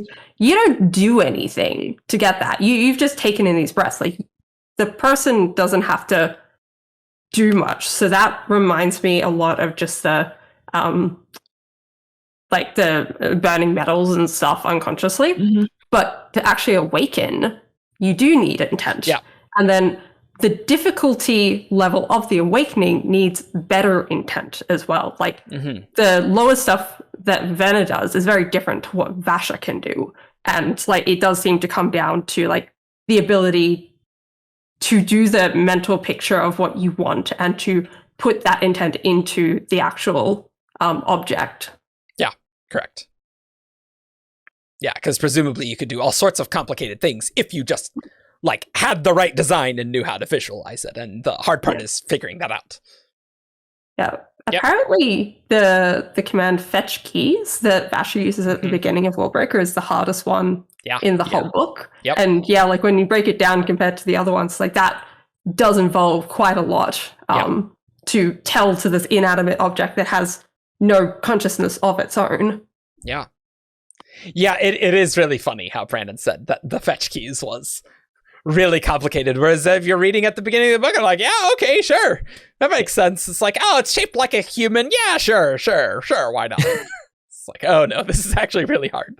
Oh, I love this question from Asmodeus. Such a good question. You've said before that a lot of the magics we see across in the Cosmere come from an interaction of the shards and their investiture with the planets they invest in. What does this mean practically? If Scadrial explodes tomorrow, will hemalurgy stop working across the Cosmere? And for some context, yes, Brandon said like Allomancy, Fairchemy, hemalurgy come about from an interaction with the shards and the planet. He said that in 2008. Nice. So Brandon's answer. Hemalurgy wouldn't stop working, most likely, but it could. There are ways in which you could make it stop working. I kind of mean that the shards are an innate part of the physics in the Cosmere, and the magics that arise are an innate part of the physics because of that. Like Atium seeped out into the pits of Hathsin in the same way, these magics are just going to leak out, and different places are going to affect them. You'll see light weaving happen to different places, and the way the shard is interacting with the local, the way the shard is going to affect how light weaving is administrated in the various magics, but it's still going to be there. Hemalurgy is kind of similar thing to that. You will see Midnight Essence, you will see some of these recurring ideas popping up, and these are like natural parts of the physics, but they're influenced by the shards on the local planets. I don't know if that's going to be a really fun one for them to describe into the Q&A thing, because I go around in circles on that one. Put this part in when you do it, and footnote, it was a fun one, which is very funny. Thanks, Page Runner. Presumably a sin. Okay, wow, what the hell is going on here? Yeah. So, I think I understand what's happening. I think I do. I like it. You don't like it? And I do. You do like it. Okay. Yeah, I think it helps shape a lot of things. If we think of the shards as a part of the physics of the Cosmere. Yep. And more specifically, I think we need to think about the various things magic can do in the Cosmere. So yes, shards are a part of the physics, but they are, I think, too big. They're not granular enough for the purposes of what we are trying to do here. So I think we need to look at like almost on the surge level, right? On the force level. You can do illusion-y things. You can do connection-y things. You can do progress things, and so on. Although, like, I don't want to constrain us to surges. Like, I'm just defining the scale in which I think we should be thinking about these things. And so the concept of manifesting illusions or creating illusions is a physical not a physical, but like a force of physics, magical physics in the Cosmere. And it's going to leak out, like Brandon says. And it's not going to leak out in empty space. It's going to leak out where there's stuff, where the shards are, where there are plants. And every time it does, it will potentially look differently. Which is why you have yellowish white Yellowish light weaving, and why you have Rosharan light weaving, and why potentially you have other light weavings. I am going to very slightly nitpick the thing that you just said. Okay, go. Because I don't think what this means is that if Ruin and Preservation went to a different planet and invested there, that their magics would necessarily look different. This seems more like it's like, okay, there are some core Cosmere things, and depending on Shard, they can look a little different, but the effects are similar.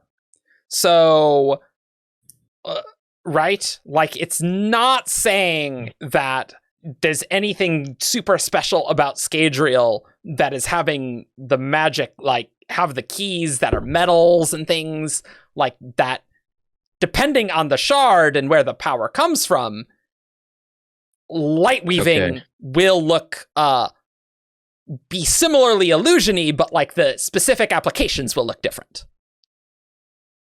And that difference will be dependent on the shards specifically, and not necessarily on the planet. So, like, if the history of Roshar in terms of like when shards come and go had happened elsewhere, you think we would have ended with like the same light weaving? Similar, like presumably. I guess there would be like some sort of planetary aspect, because it's like the shards are sort of hooking in the magic to the storms, right? And the storms were there before, right? So presumably for the power to leak out, like maybe it's that the shards can sort of like, okay, what's on this planet? How are we going to make this power useful to humans? And like for Roshar, there's a very natural like, oh, okay, let's just pump the high storms with some extra energy and people can use that energy. And that's sort of how this is seeping out in this specific way. Similarly to how the Atium, Preservation can control sort of how that looks. And like the pits were designed by Preservation there with that stolen Atium. I think a good example, once we get more information about it, is going to be the difference between Roshar and Ashen. Because they do seem to have like the same like fundamental physicsy things that are like filtering down through the shards, but they don't seem like they are the same. They act differently because they did end up on different planets, but they do seem to come from a similar place. Yeah. These magics are just going to leak out, and different places are going to affect them. Yeah, it does say. So it does say the place matters. Yeah, light weaving happening in different places, and the way that the shard is interacting with the loco, and then maybe. And the shard is going to affect how the light weaving is administered. Yeah, so I think it's a combination of both. It must be a combination. Yeah, that's probably. We have to. We don't know how much one place or the other. We have known that for. If the place affects more, the shard affects more. Yeah, I think this realized madness. Where the line is, where like probably the shard is the thing that the most affects the way magic systems show up, but the place is also going to have a tiny effect.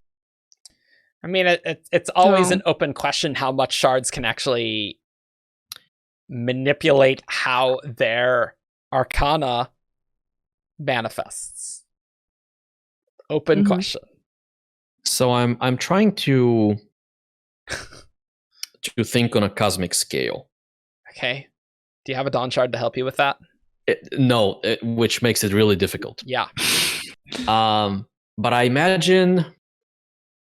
So I imagine, and I'm going back to Surges, right? I'm imagining a number of magical forces, like fundamental things that magic can do. Yep. Healing. Yeah. Illusioning. Yeah. Gravity, whatever. And these are just a part of the Cosmere in the same way that gravity is, electromagnetism is, and so on. Yeah. Blow up a shard, those still exist. And so, a shard shows up on a world. They invest, whatever that means, we still don't know. Not really. And they're like, hey, I'm going to build a magic system here. Or maybe one naturally arises. Yeah, what does that even mean either? We don't really know. No idea. And what I'm seeing in my head is, yes, there is the idea of, okay, well, initiation, how does that work? The fuel, how does that work? But in terms of like, which of these fundamental forces, magical, physical, etc., become a part of the system, I think that is where some of this filtering happens. Or, that's where the construction of a magic system happens. So, like, a shard is grabbing, it's like weaves, it's like strands. So, a shard is grabbing the gravity and the illusion thing and the connection thing, and the shard is putting all of that together in a bundle, and it's like, this is my magic system. I think I completely disagree with everything you just said. Amazing. I love it. I think I'm losing track of what's even happening anymore. Yeah, I don't think that shards get to build their magic system. I think that the magic system is kind of innately built into the shard idea. Like, the vessel doesn't get to build it, I don't think. I think that they land on a planet and it's like, well, these are the magics that I already have. How is this planet going to interact? And like, my thought was like, if endowment landed on a different planet than Nelthis, then I think you're still going to get something that is pretty similar to Awakening, but maybe it doesn't use color in it. Maybe it uses something else. Yeah. Or like, but I maybe think you the get whole breath idea a of different Awakening way. is something that's like built into Endowment the Shard. I don't think that's what Egli is put together. Like maybe like the breath would be different if like endowment went to Roshar and it's like, oh, you go out in the high storm and you get something like breath, and it's not like quite the same, but like the magic is similar. But wouldn't that mean that there are essentially 16 magic systems in the Cosmere, and they just look a little bit different on? Well, but the thing is like, clearly light weaving has appeared multiple times, so like there are certain abilities that like can be replicated regardless of shard, or like maybe multiple shards can use that similar-ish ability that you might just call light weaving. And that's the angle I was kind of trying to pursue here. Like on different places, you grab the fundamental that is light weaving and you add it to your portfolio. Yeah, but I don't know how conscious the vessel can do. Maybe not conscious, right? Like, I'm probably happy to concede the conscious part. Like, it could be an automatic thing. I'm really liking that, like, just depending on what is going on with the planet, the way that it seeps, that this stuff is seeping out when the shard invests there, just manifests a little differently. Like, Roshar, storms are really important. It's gonna manifest in the storms. Scadrial doesn't have that, so I guess metal for some reason, I don't know. But like Taldane, right? Like investing in like the 2 stars, maybe, and like things that are like sort of inherent to these worlds, things can just manifest a bit differently. But I do think the shard is probably more important than the planet, significantly. Oh, yes, of course. Yeah. Yeah. I don't think it's a 50-50 split. No. You can't. If anything, it's like an 80-20 or a 70-30 of like importance, with the shard being the more important one. Yeah. And the planet having like a little bit. Might be interesting to ask what would happen if a different shard had invested on Nalthis instead of endowment. Just be like, hey, would we get something like Awakening again? Would we get breaths again? Would it be something entirely different? That'd be a very interesting question. Yeah. And I think it's nice to keep that to like single shard, single world. So like, if you're, well, what if Ruin Preservation had invested on Roshar instead of Honor and Cultivation? And also, and what if Dominion Preservation had invested arrived alone on a planet without Ruin there? Like, let's I think those things are let's important. also blow up some planets and see how the magic system's affected. Let's get on that, okay? I mean, I guess we'll get to see that kind of with Ashen. So this reminds me, circling back to the actual question, right? One kind of takeaway from this whole thing that some people are driving at which I kind of like, but I haven't thought too much about, was that, well, maybe hemalurgy, like the concept of spiritual surgery, manipulating spirit webs. Maybe that is also like one of these fundamental things. Oh, yeah, sure. And so you can absolutely have other magic systems that do the same thing. Hemalurgy has to be tied to ruin and preservation, but you can have another shard where you can also do like something like it. Similar things. Yeah, I buy that. It just might be that like, with ruin and preservation, you need the solid metal, and that's just the easiest way to do it. And so the other ways are just annoying and complicated. Anyway, we gotta move on to the next question. We'd spent way too much frickin' time on that one. We gotta go. We're moving on. And because you haven't been talking very much, it's your turn, Evgeni. Oh, fantastic. Mr. Radiant joins us with a question once again and asks, the diagram didn't anticipate Nightblood, so Taravangian had to send agents to interview one of its former bearers. Did the agents talk to either Vasher or Vivenna? Or Vivenna, if you're Brandon. Boo. And Brandon says no. Fascinating. So there's been a lot of other holders in between. They interviewed old chaps, obviously. Well, we do know that Nightblood went through quite the kind of loop around Shadesmar and Roshar before ending up with the Night Watcher. Yeah. So, yeah, there might be quite a few people on Roshar at the moment who have handled Nightblood. Yeah, wouldn't it be funny if he just sent them to talk to the Night Watcher? Good luck getting used for info. Yeah. I mean, not impossible, right? Yeah. Yeah, not impossible. Yeah, the interesting I don't thing feel is like they would come back or like they wouldn't find anything. No. Yeah, like how does Taravangian know who like was one of Nightblood's former bearers? Of course he has a ton of like information. But he also doesn't know anything about Vasher and Vivenna if they didn't interview them. So great question. I have always found Taravangian's like diagram genius to be a little suspect. Like how yes, with super intelligence you can arrive at some amazing conclusions, but like some of the things are like, how do you know this without magic? I am odium in this, and I'm like, you did this without fortune and access to a spiritual realm? That seems almost incredibly implausible. Like that's just impossible.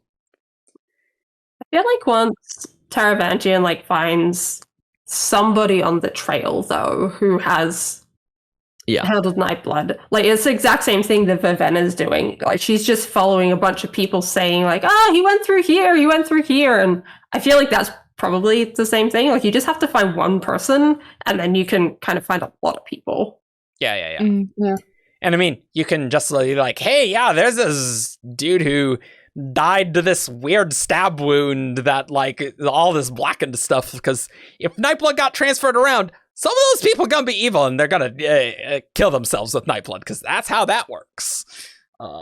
Yeah, and it's also a bit like how Taravangian found Zeth in the first place, right? Because like Zeth has like a very like signature style, if you want to call it that.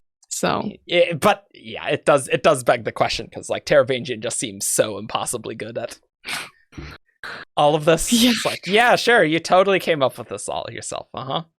Kale the Adventurer asks, did Nightblood's awakening transform it into a god metal? Brandon, he says hesitantly, yes, you could say that. Then Adam asks, was that a permanent change, or was that just while? Brandon followed up with, you can argue that Nightblood is a god metal. Is he? You could argue otherwise as well. How about that? Great. Thank you, Brandon. Very helpful. Oh, no, it is actually. This is intuitively obvious to the casual observer. Quoting He's still RJ made there. of the steel, but like now it's infused with the breath. Yeah. So it's like kind of like a spren blade type thing.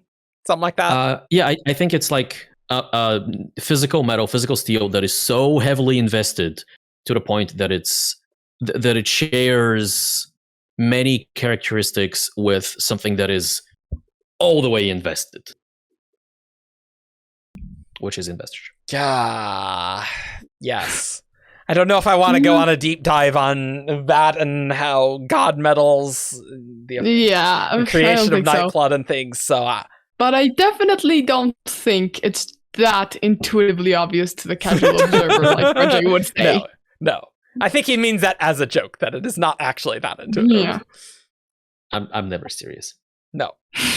I can't remember if it was a Shardcast I was on or one that I was listening to, but like a very long time ago, there was a conversation about like the awakening of Nightblood and what exactly happened there, because Nightblood seems very different to Vivenna's blade. Yeah.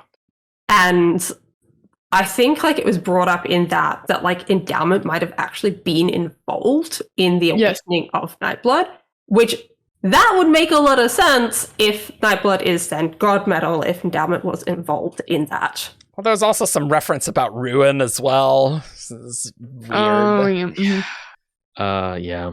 God, I want some answers about this. The ruin investiture is the real pickle. And I think it's one of those that deserves a clip. I want to try and find it at some point. Good luck. Good luck with that. So, Bren, Aldrich, Ermendrude? Sure. So, can you give us a hint about what Spook has been up to recently?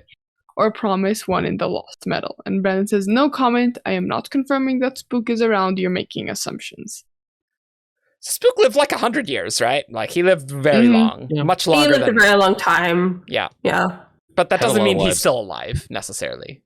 Yeah, there's no confirmation in the book that he died, but there's also no confirmation that he's still alive. But it's a pretty popular theory that he might still be alive.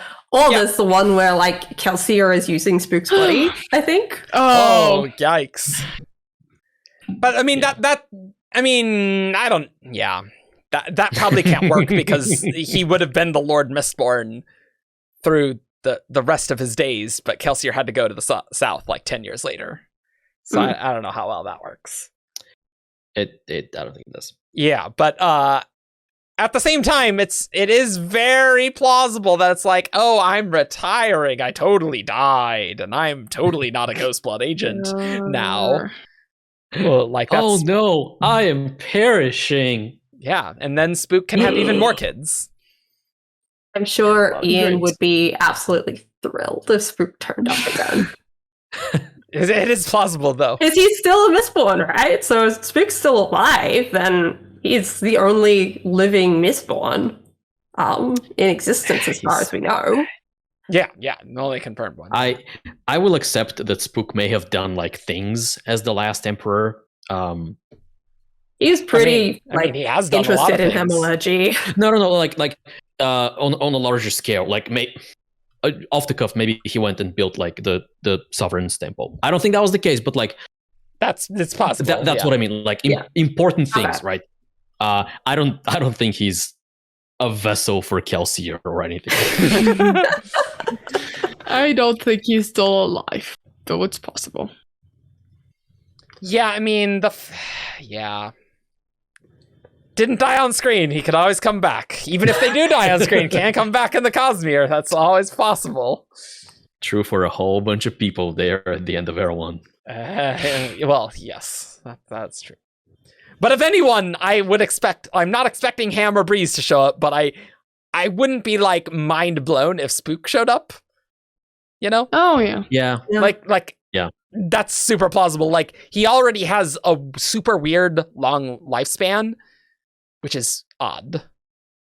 So, sure.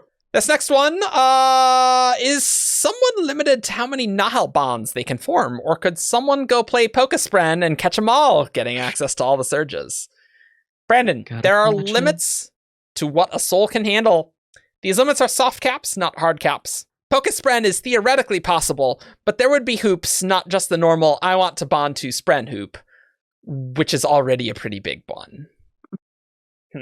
This makes me think that whatever these hoops are is probably why Hoid's had issues in the past with either getting Spren bond or becoming an Electrian.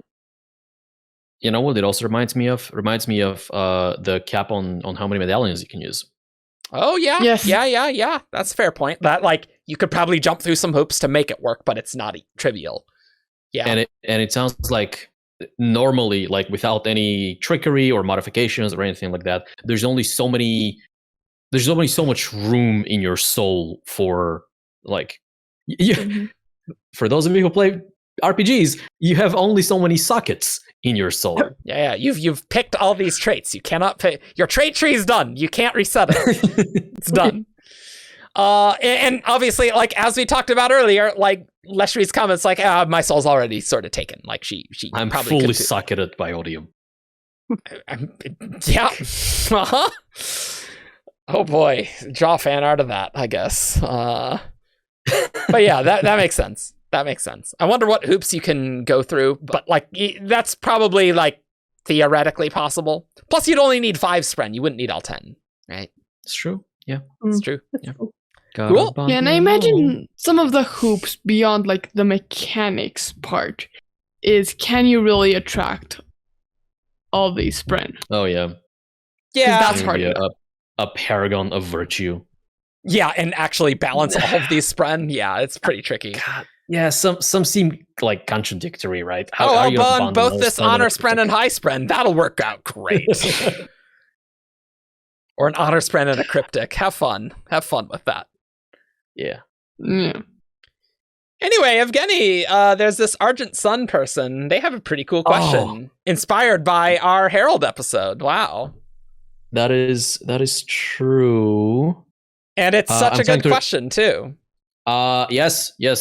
Argent, as the Rhythm of War audiobook pronounces my name, says, prior to the arrival of the Everstorm, what happened to the Heralds who died? Were they immediately sent back to Braze to wait until the rest arrived and started the isolation? Or could they return to Rishar similarly to how the Fused returned multiple times? What a good question, because the isolation is so weird and confusing, and we talked about it extensively. I remember listening to that. And that we are about to find out why it is so confusing. Yep. Because Brandon says, so the mechanics of this I've been dodgy on purpose. Because I know I'm gonna want some wiggle room in the books when I write them. Right now they can't return. That is the Heralds. They go, they're done. I have to make sure that works with the magic and with the narrative as I write them. So you can take this one as one of those words of Brandon's that the books might contradict. But the original outline has, you die, you're there, you cannot go back. But there are various incarnations of this where they were holding the Fused back by doing that from being reborn. What? If that makes sense. What? Okay, let's please continue. But also what? Yeah, I don't know. Yeah, what? We'll get to that. Maybe it makes more sense when you listen to it. Maybe. Let's continue. And that's one of the parts that I'm not 100% sure where I'm going to go with. Because when I came up with all this stuff, I wasn't working with the realities of the books, where I was writing the Fused and things like that. And now that I have, this is very natural to be like, all right, let me do a reset and make sure that the lore and the world building are all consistent now with what I've done for 5 books. Well, I haven't done the 5th one, but it's one of the reasons I have to. I have the break in between. Oh, okay. Give myself time to work outlines. Originally, they were holding back. You could kill Fused, and they wouldn't return because Heralds were holding them back. The Oath Pact was. But that meant when the Heralds died, they couldn't return either, so the war could actually happen. But the Everstorm, everything changes. TLDR, that's the answer, but the books might change that. Okay, that clarification at the end, okay, that does make sense. That's fine. I guess wow, that must have been really tough, those first Desolations. I hope they were good fighters early on, because, geez, they had a lot of fighting to do, and not dying, because they are... Going off of our Herald episode, tactically, it clearly seems very useful to actually kill one of the Heralds. In that case. Like, extremely important to do so.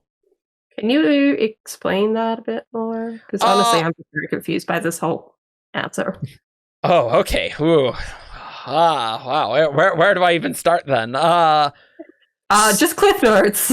Well, so there was basically just a question of what did the Heralds need to do to activate an isolation to like lock the fused back there, and so like several questions were like, okay, do the Heralds need to like kill all the fused to and then they activate an isolation? But clearly in Rhythm of War we learn that, well, if Lesian dies, he can come back in the same desolation, in the old way.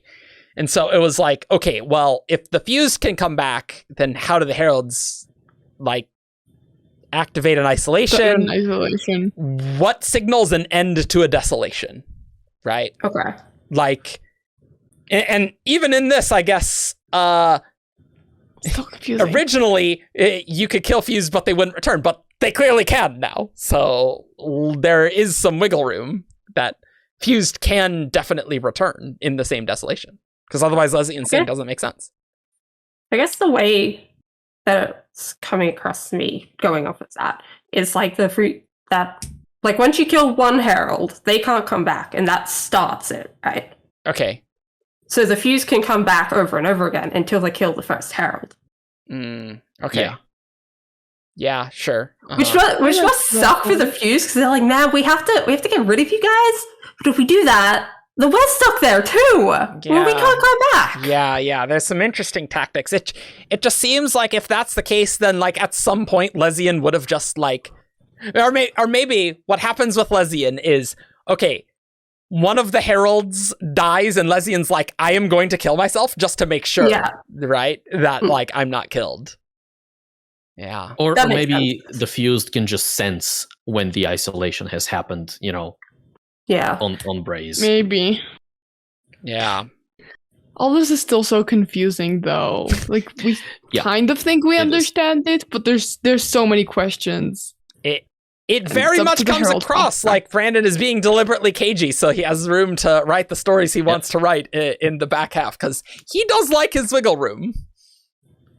It does make me feel a little bit better to know that this is not, like, not only is this obscure on purpose, but it's also potentially not set in stone.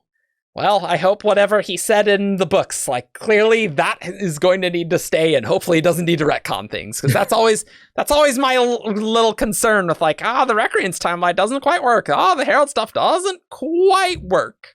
I'm always a little worried. Okay, so GK Pseudo asks, would you consider breaking the Palindrome format of Stormlight titles to give Stormlight 5 a better title, or are you pretty committed to the KoWT acronym since there's already precedent? Brandon, if I can find a KoWT acronym that feels right, I will use it. I will say that it's 75% likely that I'm going to, but if I can't come up with one that we all like, I will break the format. The title's more important than keeping. I wasn't even planning the KoTW format until I changed Book 3's title and got us, And then I'm like, oh, this could actually happen. But I changed Book 2's title as well. This is a happy accident that we can make it happen, but I'm not going to then become slavish to it. And I also might let the T slide, right? In actual KoTWs, both the of and the can be rearranged depending on how strictly you're following the format. So it's possible that we change the O's and T's. And Punny would want us to say that there's also the H loophole. Yep, that is true. Any letter can be replaced by an H in the women's script. Thank goodness, because Knights of Woeful Truth, I think, is not a good title. So yeah, I am very, very glad that he will not be slavish. I'm glad he's optimistic he can find something good, though, because it'd be nice. But I am glad he agrees the title is more important than doing this shenanigans.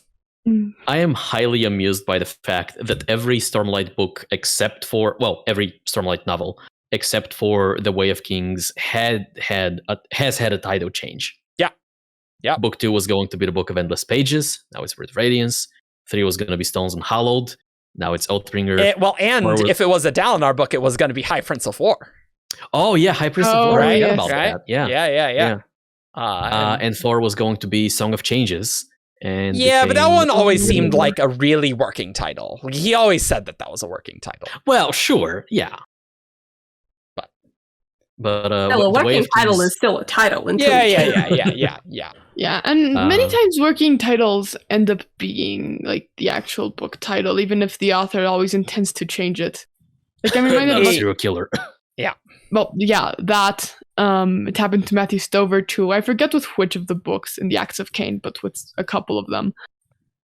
I've heard a couple of stories like that. Yeah. Where the working title just ends up being the title because the publisher likes it. Okay, so Basicles the Strongest asked, does Shardplate provide protection against emotional allomancy? And Bren says, yes, don't dismiss your helmet when you're around an allomancer. Makes a lot of sense. Yep. Tracks. We may have even known this, I'm not sure. But I'm not surprised. Yeah. Cool, nothing to say there. It's like, yeah, that checks out.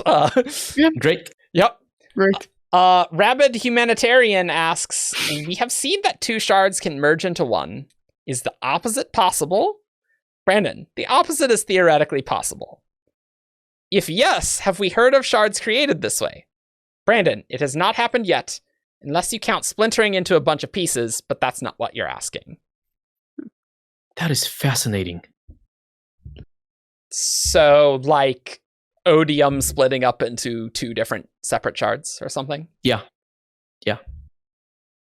Maybe that's where Honor's purposes are going to come in. Oh! It's split up into the 10 pieces, and each piece is we're not going to recombine Honor. We're going to recombine 10 purposes? Honorlings. Yeah, and they're all going to be Horcruxes, and we're going to have to go in book 5 to collect them all and bring them together, right? Go listen to the last episode for us talking about Honor's purposes. There's not much there, but there you go. Go check it out. There's not much anywhere. No. This is really interesting because up until this point, I would have thought that only Harmony could be split. Like, I wouldn't think that you can split a base shard. Yeah, I guess that's true. Yeah. That is interesting. If you split one, do you get 2 like smaller shards that are like less powerful, or do you get just 2 new shards? I would say you probably get 2 smaller shards. Yes, because Harmony seems to be more powerful than a regular shard because it's 2 shards in 1, which is why Odium is afraid of Harmony. Assuming you could actually use both of them, yes. Yeah. Right. Yeah. Comparing infinities is tricky business, right? Well, yeah. But like at the same time, like I am going to expect, and this is not the same thing, but like Bavadin making avatars, right? Is overall like, if you got into a direct confrontation with Bavadin, the original autonomy, they are not going to be as strong as, say, Ruin at the end of Hero of Ages or something like that, right? Yeah. Like there obviously must be a cost, or otherwise why wouldn't every shard be doing that? Like that seems like a very realistic cost that, like, if you, like, Bavadin just has to avoid the direct confrontations. It just doesn't work. And it makes sense. I mean, Dave, I don't remember Bavadin's pronouns. They've isolated Taldane and other all systems. Yeah. Well, I mean, yes, Bavadin's pronouns are all of them, really. Pick one. Yeah, so that is interesting. I would imagine if, like, a shard split into 2, that they would still, like, you'd sort of have, like, say if you had Devotion and you split into 2 Devotion-y pieces, they're going to be colored Devotion-y, but, like, we might just get 2 different sub-intents, almost. Something like that. Yeah, that was my question with this whole thing. Like, what are we looking at? The same intent? Are we looking at different intents? It's just like Splinters, but a much higher level, right? Because Splinters also can have their own intent. Yeah. I mean, I guess, but it's such a qualitative difference because Splinters are so much more independent than. Sure. Like, I feel like because Brandon brings up, like, unless you count splintering into a bunch of pieces, but that's not what they're asking. I feel like this would be different. So if it's splitting into 2 shards, I agree that it's probably going into sub-intense. That really got me. Yeah, instead of just like the same intent, just in smaller pieces, because that's just splintering. Yeah. Like, I do think it does sound like these are different things. Okay. That's a fascinating question to think about, but it's a very big question to think about. It's also very hypothetical, right? Like, I don't even know if we'd even see that, right? Yeah. It hasn't happened yet, but it's fascinating to think about. So we're gonna move this to the back burner and move on to our next question, which comes from user Ranksk, who asks, is the difficulty of moving investiture off-world specific to cognitive realm travel, or does it affect travel in the physical realm, for example, space travel? For example, if Kaladin summons Syl as a shard blade, could he take her on a spaceship and travel to another system? And Brand says they would have the same difficulty. And that is surprising to me, because I thought that the way to get around that restriction was exactly that. Someone in a physical form, and then just fly off into the sunset. And that apparently doesn't work. Or at least not easily. That's good. Yeah, this is exactly what I was expecting. Yeah, this is kind of what I was expecting too. It could have gone the other way, for sure, but like there's too much connection-y shenanigans connecting like a spren to like Roshar, right? That like you can't just lash yourself into Nowheresville and just, have that work. Like the spiritual, it's a spiritual thing, not a cognitive thing, right? So it has to affect you in the physical as well. But I can see why you could think it's different. Right, I have difficulty like picturing that interaction in the physical realm. Like, would the shard blades like wait? Like, would it just become more and more difficult to like maybe move away from the planet? Yeah, presumably. It helps at this current technology level that you just die in space, so that helps. Yeah, it's always nice when you die in space. Yeah, that's. Well, helpful. I mean, I'm just saying they'll die far sooner than when this will be relevant. So, yeah. Sure. Yeah, pleasant thoughts. Okay, user Shasha asks, how significant of an event or time period on a Cosmere scale was the Reod actually? 10 years seems like a blip. Do most worldhoppers even know about it? Brandon, it was a big enough event that by now, yes, they do. Most worldhoppers actually know. Because most worldhoppers are going to be common tradespeople, things like that. Running caravans from Roshar to Nalthis or things like that.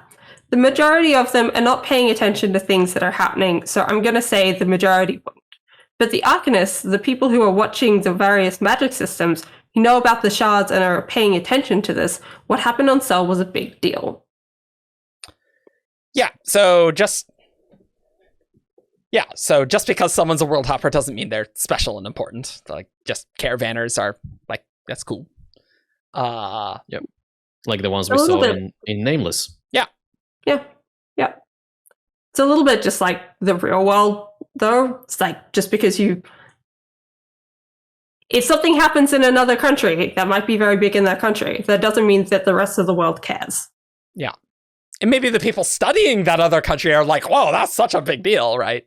Yeah. Just because you are sailing the ocean left and right or east and west doesn't mean that you are a spy, agent, secret person. Exactly. Yeah. Yep. Sometimes you are.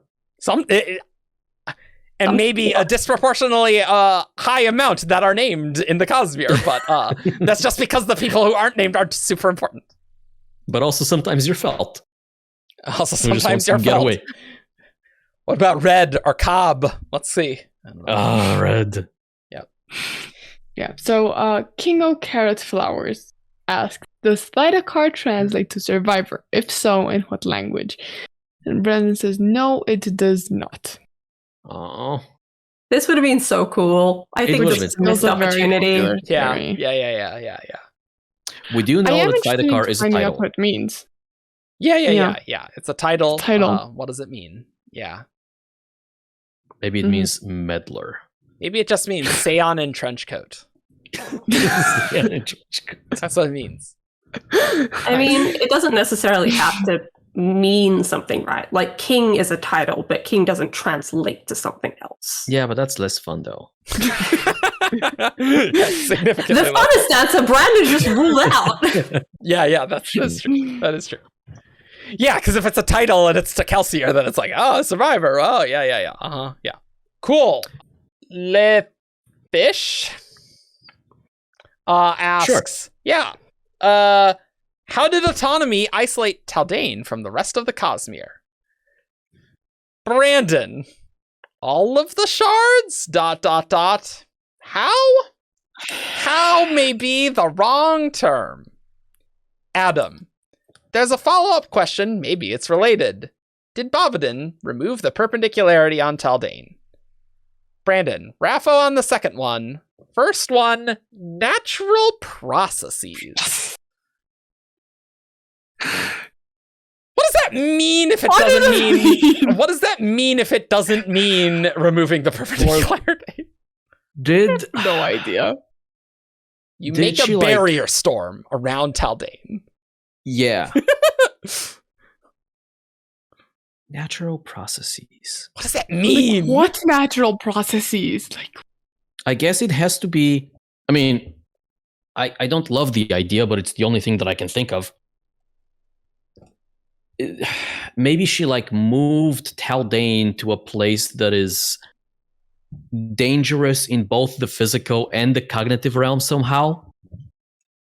So you can't get there via space travel because there are erratic meteors and planets just zipping around, and it's difficult to navigate, or meteor belt or whatever. And then the cognitive realm is some kind of garbage. Well, I don't know if currently Chris is saying Taldane's sealed off, but I don't think they have space travel yet, right? So we can mostly consider that they're moving through the cognitive realm. So maybe some natural process solely in Shadesmar. I don't know if... Yeah. But Cell also has a messed up cognitive realm, and you can still get to Cell with difficulty, but you can still get there. Yeah, it's not isolated from the rest of the Cosmere. Yeah, sure. What's worse than that? Well, that's not a natural process. Maybe Bavadin's just sitting in the Taldane sub-astral, and whenever someone comes in, she just hits them with a fly swat. Yeah. Yeah. I mean, yeah. Very natural. Shards are natural. Shards are part of the natural cosmology. It's oh, my power is just seeping out, destroying you as you get there. Well, that's unfortunate for you. As it does. Maybe Bobadin set up a customs checkpoint that doesn't let anyone pass. I don't know. Natural processes. The Taldanian customs just don't let anyone through. Really, autonomy is all about the paperwork. Really, it's like Nahel. You got to have the right paperwork, then you're fine, right? I have no idea what that means, and that is a non-answer. Yeah. If you have any ideas, please let us know, because I have no idea what that can even mean. I can't wait to find out in the Silverlight novella. Sure, why not? Yeah, sure. Put it in there. Or maybe there's a theoretical Chris novel. Maybe. Yeah, theoretical Chris novel. That's happening, sure. What's also happening is the next question, which comes from NC Magic 97, or as I like to say, Nuck Magic, because it's like McDonald's. But anyway, yeah, sure. In Oathbringer, before the Battle of Thaylen City, Venli is able to see some of the cognitive shadows of the fused waiting in the cognitive realm, and mentions some are as large as buildings. Are thunderclasts actually a type of the fused? And Brandon says she doesn't know. Oh, she's thinking that they might be fused, but okay, cool. But she doesn't know. Thunderclasts are something different, and that's what she's seeing. she's not correctly identifying them. What the hell are thunderclasts? I have no idea. Is that accurate, Brandon? I'm trying to... Evidently not. I mean, Bentley certainly thinks that they are fused. But like also there's a bunch of the cognitive shadows that those are the things that are like attaching to like Amram's troops, right? Yeah. Yeah. Unless those are also like Dawnsinger spirits. That scene has never made sense to me. No, like, not at all. There are so like what the hell are the mechanics? It's a very cool scene. I love the scene, but like once you start digging deep, it's like what? Who? It feels like Brandon's just like he just brought out the big guns that like he's like, maybe I'll explain them a bit later. But he's like, no, the time is right. Odium's gonna be commanding the battle right here because that makes this story cool. What was the name of that group of fused that we don't know what they are? That are gonna capture the Oathgate, but aren't a brand of fused? Oh god, I don't remember. But I know what you're talking about. Yeah. No. I know what you're talking about, though. Yeah, no. There was like a specific type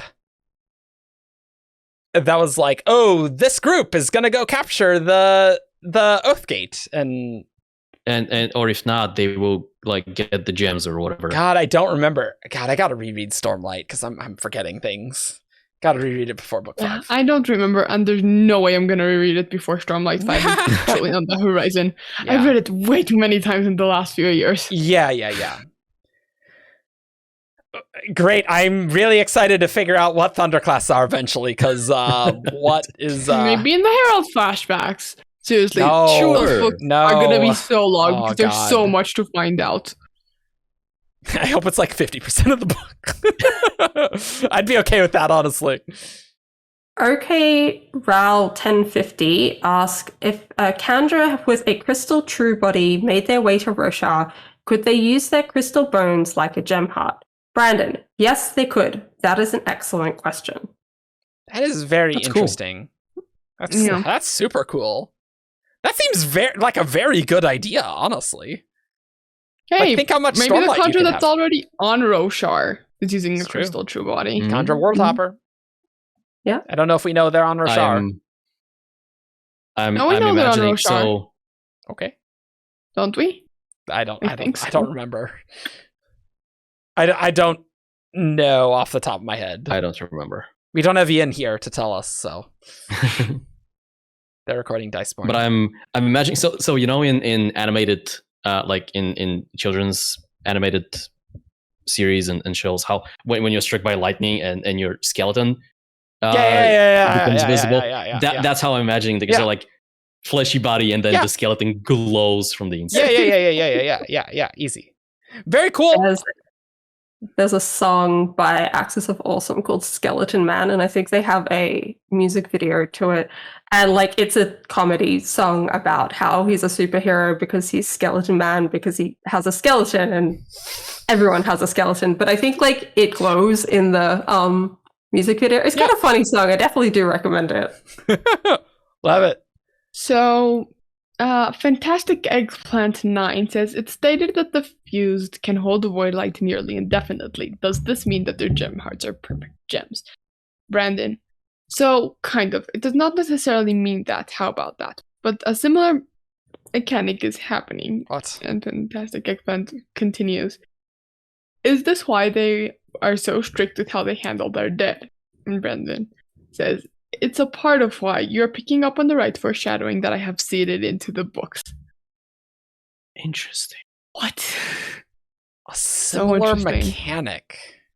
So we were led to believe that the reason the singers don't touch their bodies is cultural, because the humans used to desecrate their bodies to like get their gem hearts and use them. Right. And so right. And so it is perfectly compatible that there are more reasons behind that taboo, and that this is one of them, right? What's a similar mechanic?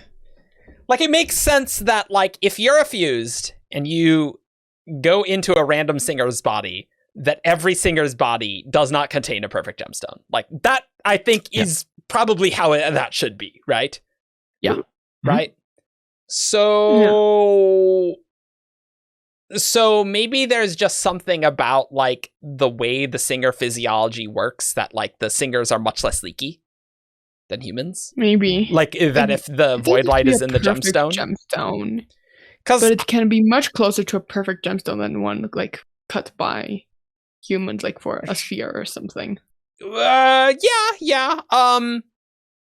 Though query whether the gemstones are even cut there, but, like, even Venli as a regal, like, she holds that void light for, like, it doesn't evaporate easily, right? Like, it's just sort of in her gem heart, and, like, she can use it whenever she wants, and then she doesn't have it anymore. Do we know if when Venli's holding Stormlight, it evaporates? Or is it because she just doesn't take in much Stormlight, so when she takes it in, she always uses it? It evaporates. I think it evaporates, yeah. We do know that for a fact. When she's experimenting with lights and stone shaping, there's a moment where she takes in she starts with Stormlight, and is like, well, I can't do anything with it, is I think what she concludes. And then she's like, well, now I have to sit around and wait for it to go away. Because she couldn't, like, take in void light while she still had the Stormlight inside.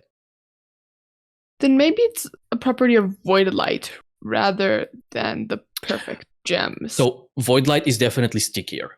And we know that. Like, it stays in gems. Even if it's just, a gem sitting on the table, it stays there for longer. Yeah, like the anti-void light stayed there for years, right? Was investing, right? Yeah. Investigating, not investing. In fact, one of the the return of Gavlar's Black Spheres. Oh, yeah. Right. Yes. So he gives a void light sphere to I was going to say Eshonio. I was like, wow, that's not how that's almost work. The name of something. It's almost 3 names. He gives void light to Eshonai, and he gives anti-void light to Zeth. Yep.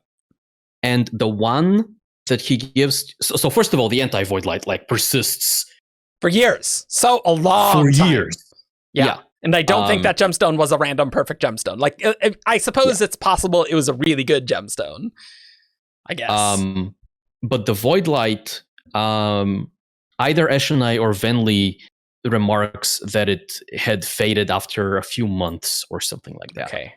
But it's, like, way longer than a regular sphere for Stormlight. Yeah. Than even the best gems we have for Stormlight, short of, like, the King's Drop. It could be a combination of void light and some special singery thing that it's like, if you can hold on the void light for months, I mean, that's pretty good. Like, you're going to do the Song of Prayer probably more often than every few months, right? You know what I wonder? What? I wonder if it's... So first of all, any like, singer stuff that we can have going on can go on. I don't care about that. Mm-hmm. With the fused specifically, who are Dawn Singer souls infused or entirely replaced by Odium's investiture, I wonder if there is a component of, because they are made of Odium, that helps them hold void light because it's Odium stuff. Yeah, it's like maybe there's like essentially a gravity to it, right? And so it doesn't like leak out. Yeah, okay, sure. Yeah, sure. Spiritual gravity. Yeah, that sounds great. Spiritual investiture gravity. Yeah, great. I mean, to be fair, I do kind of like that idea. Yeah. Just that saying spiritual investiture gravity is... Yeah, sure. Great. Just add spiritual to the front of it. But I like the concept, yeah. Yeah. Very nice name 16 asks, Frost seems particularly worried about Hoid getting the Lerasium.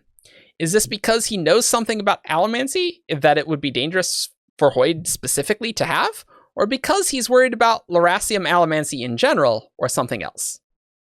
Brandon, he's worried about... It's a combination of both.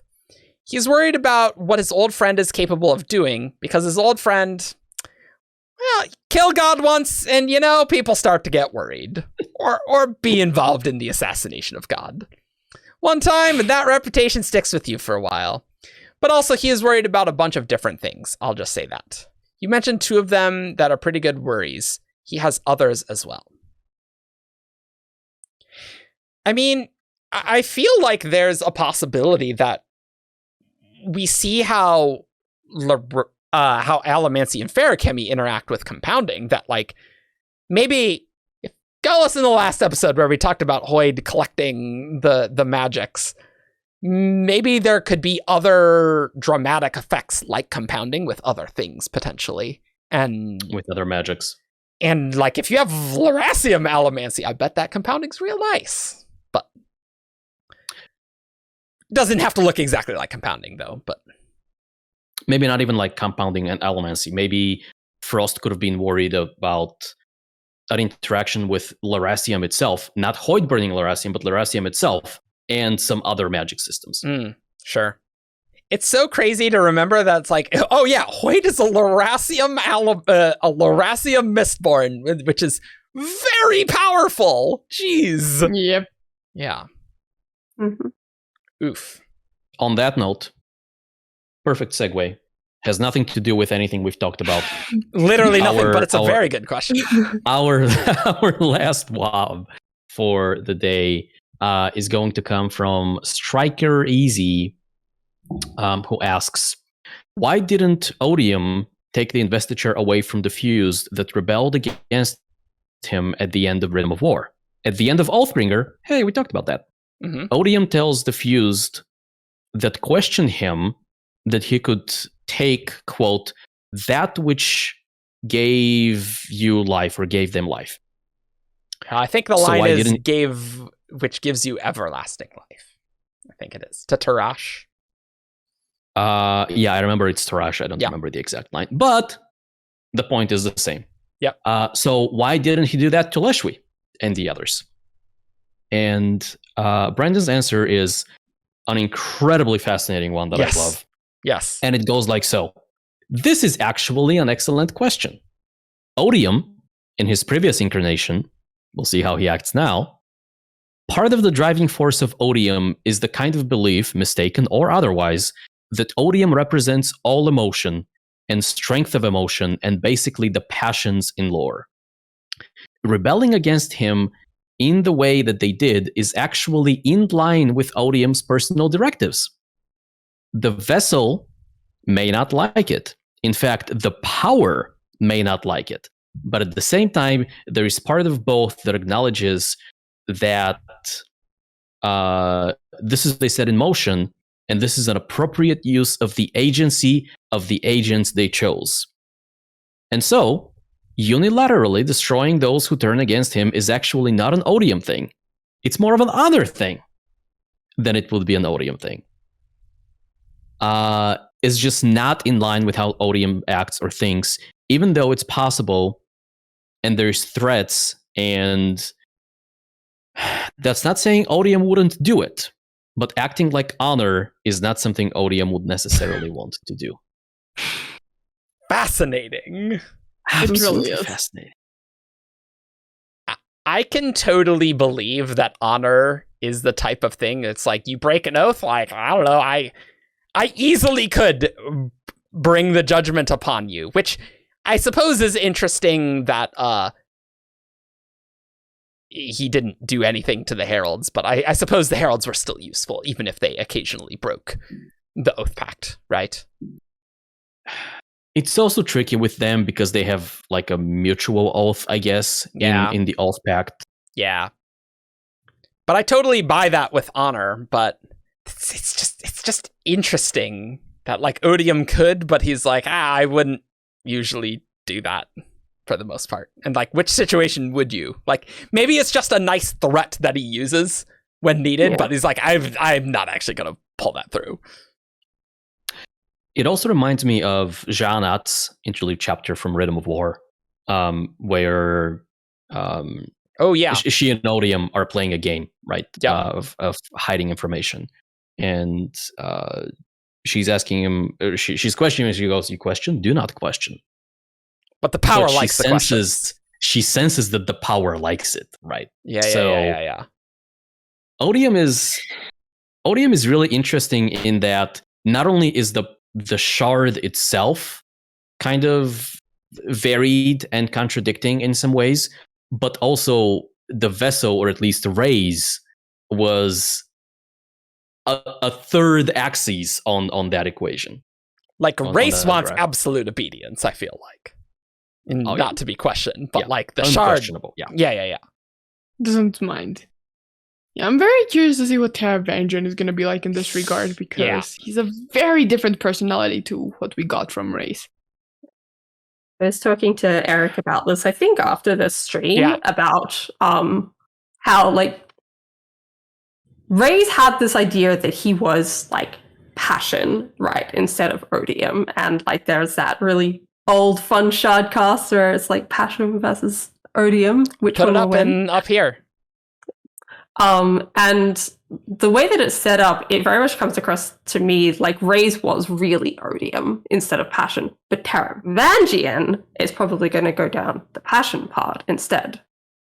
Yeah, I believe you also said that this didn't quite make sense to you as either. This rationalization. Yeah, it still doesn't quite make sense to me. But, I'm just accepting it. I'm really tired. We recorded these one after another. We've been doing this for over 6 hours. That's true. Yep. It is very interesting and complicated. Because, like, Race believed that he was all emotion, right?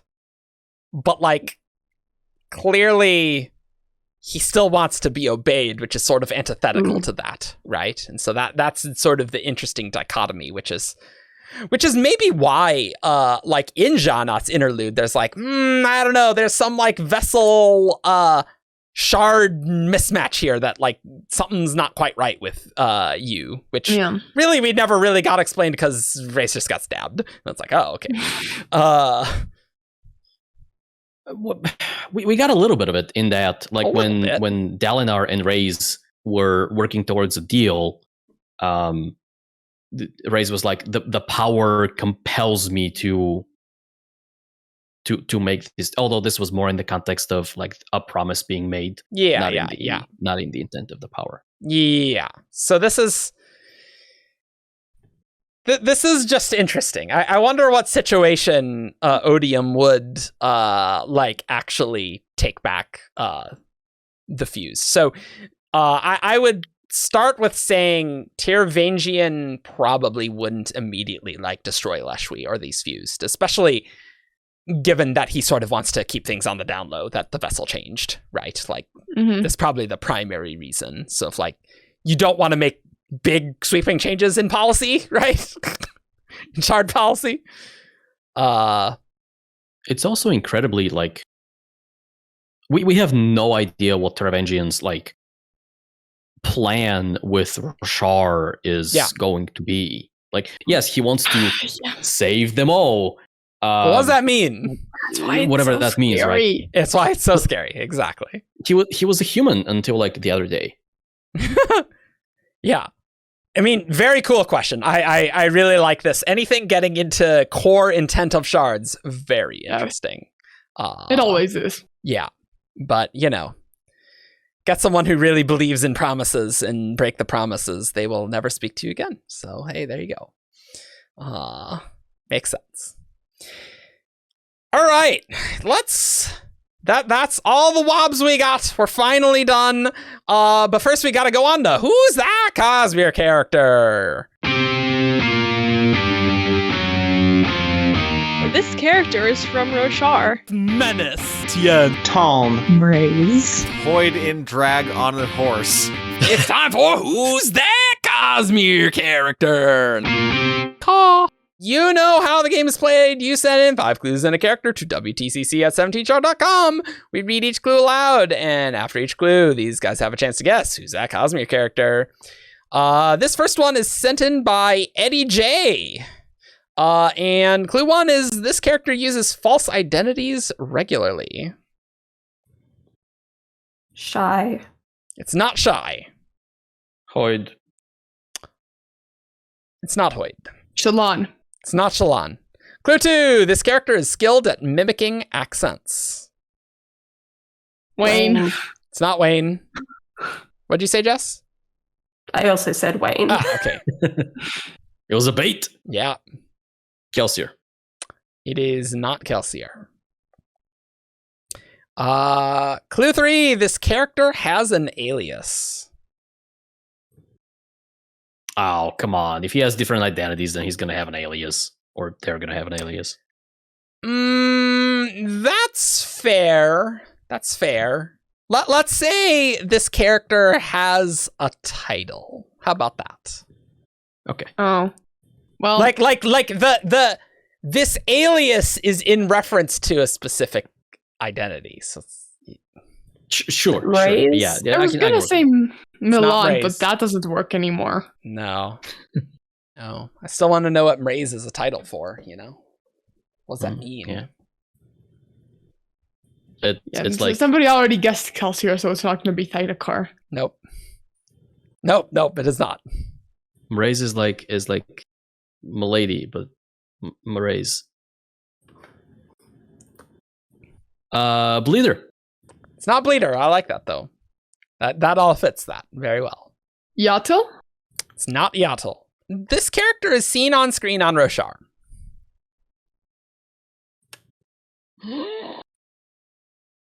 Felt. It's not Felt. It's not felt. It's not felt. I take it back. Too bad. Can we have all the clues again, please? Absolutely. This character uses false identities regularly. This character is skilled at mimicking accents.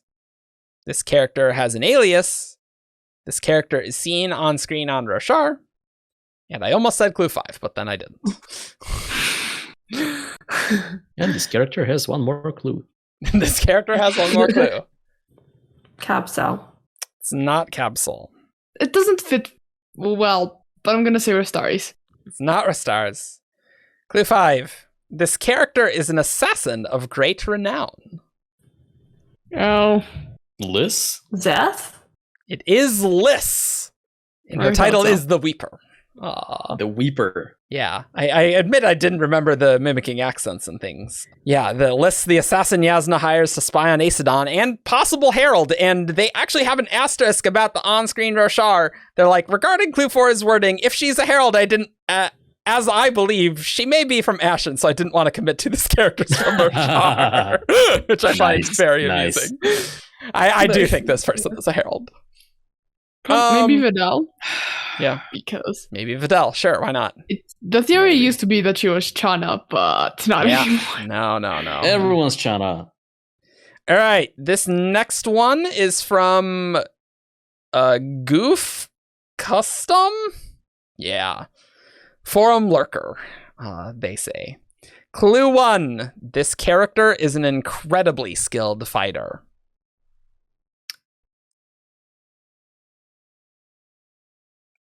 Raythan.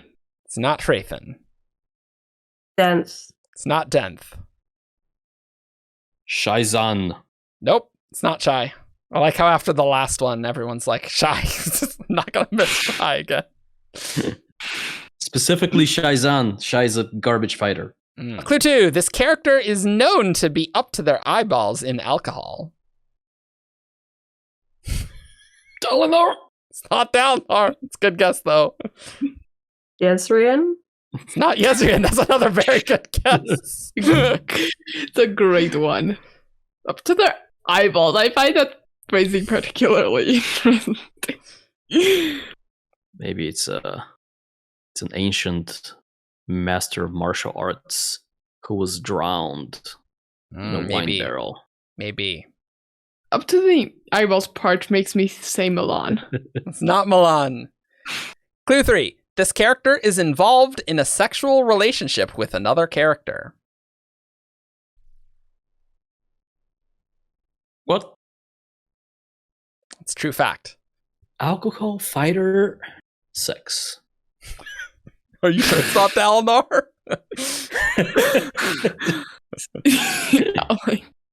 I mean... Wayne. It's not Wayne. My guess was going to be Eric from White Sand. Nope. But that doesn't he doesn't he doesn't do the sex. Great phrasing there. I words do good. Yeah. Oh. I think I know what it is. Okay. Again, going on a technical. Quite clever wording if it's what I happened think once. it is. Okay. Yeah. Yeah. Because it only happened once. But Shalon? No, it's not Shalon. Because she's not an incredibly skilled fighter, but well, she knows what she's doing. Mm-hmm. She got super drunk once. Does she though? Yeah. Evgeni, did you guess? No, I'm struggling with this one. Okay. I don't know. I was having some. Vasher. It's not Vasher. Clue 4. Can I make a guess before the clue? Sure. And is it Yeah. Claude? It is Claude. Nice. Up to his eyeballs in alcohol. Ichor alcohol. That's really that was quite clever. And fun, horrifying fact. Yes, Claude is in a relationship with Jules, even as a lifeless. Yikes. Yeah. Yeah. That's good. The other clues were this character was heavily invested. Still at least some invested. And clue 5, this character has died at least twice. Nice. It's true.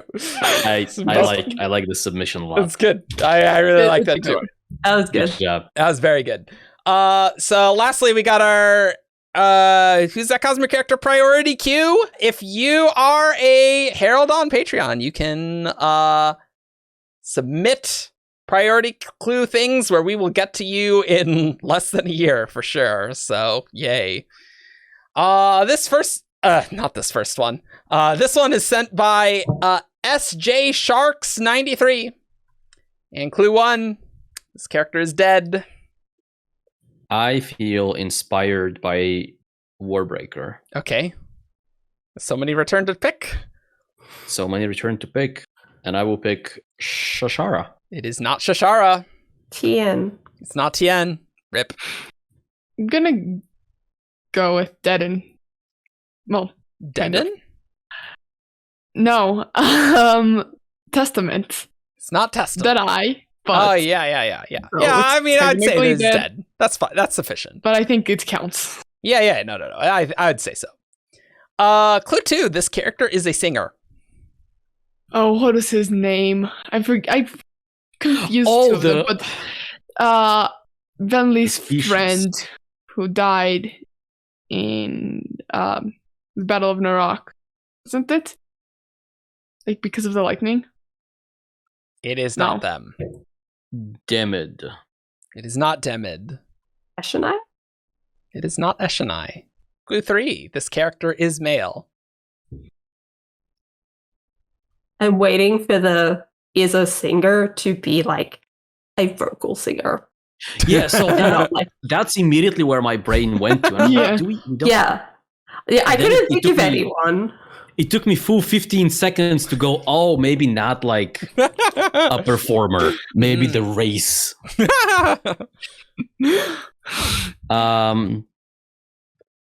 Sa. It's not Sa. Venli's and Eshonai's father. Nope. We don't know his name. That's true. We don't know he's dead. I pass. Okay. Clue 4. This character died on a bridge run.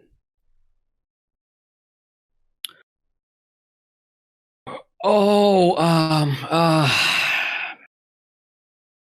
I see you, person who submitted the question. Donnie. It is Donnie. Clue 5 was. He was a singer, wasn't he? Yeah.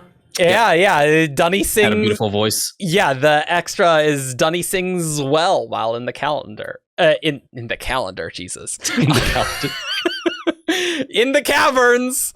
I'm very tired too. And is said to be more confident singing than speaking. And clue 5 was this character was one of Kaladin's first friends on Bridge 4. Nice. I am surprised that you guys went immediately to it's like, oh yeah. No, we went in the right direction. I just didn't quite know where to go with couldn't it. find a character. Yeah. Nice. Yeah, I mean, once you get like Bridge 1, it's like, oh, okay, Relane's not dead, so there you go. Yeah. He's metaphorically in his transformation into war form. Yeah. All right. Cool. Well, you can find us on 17char.com for all your news, discussion, theories, and fun that you could ever want. You can find us on Facebook, Twitter, SoundCloud, YouTube. Put your comments below what you think about shards and planets and how that interacts, because again, that seems really complicated. And you can leave a comment below. If you want to give us money, you can have it highlighted, and so everyone knows you gave us money. It's true. You can do that. It's called a super thanks. Highly sought after perk. Yeah. Mm-hmm. And you people can also are just lining up to give us money. Yes, solidly like 2 people. And you can also support us on Patreon for as little as $1. No. You did a super chat, Evgeni. Oh yeah, okay. The chat different. is different than the super thanks thanks. for difference. Yeah. Okay. Yeah. Anyway, bye. Bye. By way of farewell, I would like to direct your attention to the background behind Veronica. Yeah. Go back to the previous episode and see how that started. Bye. Ka.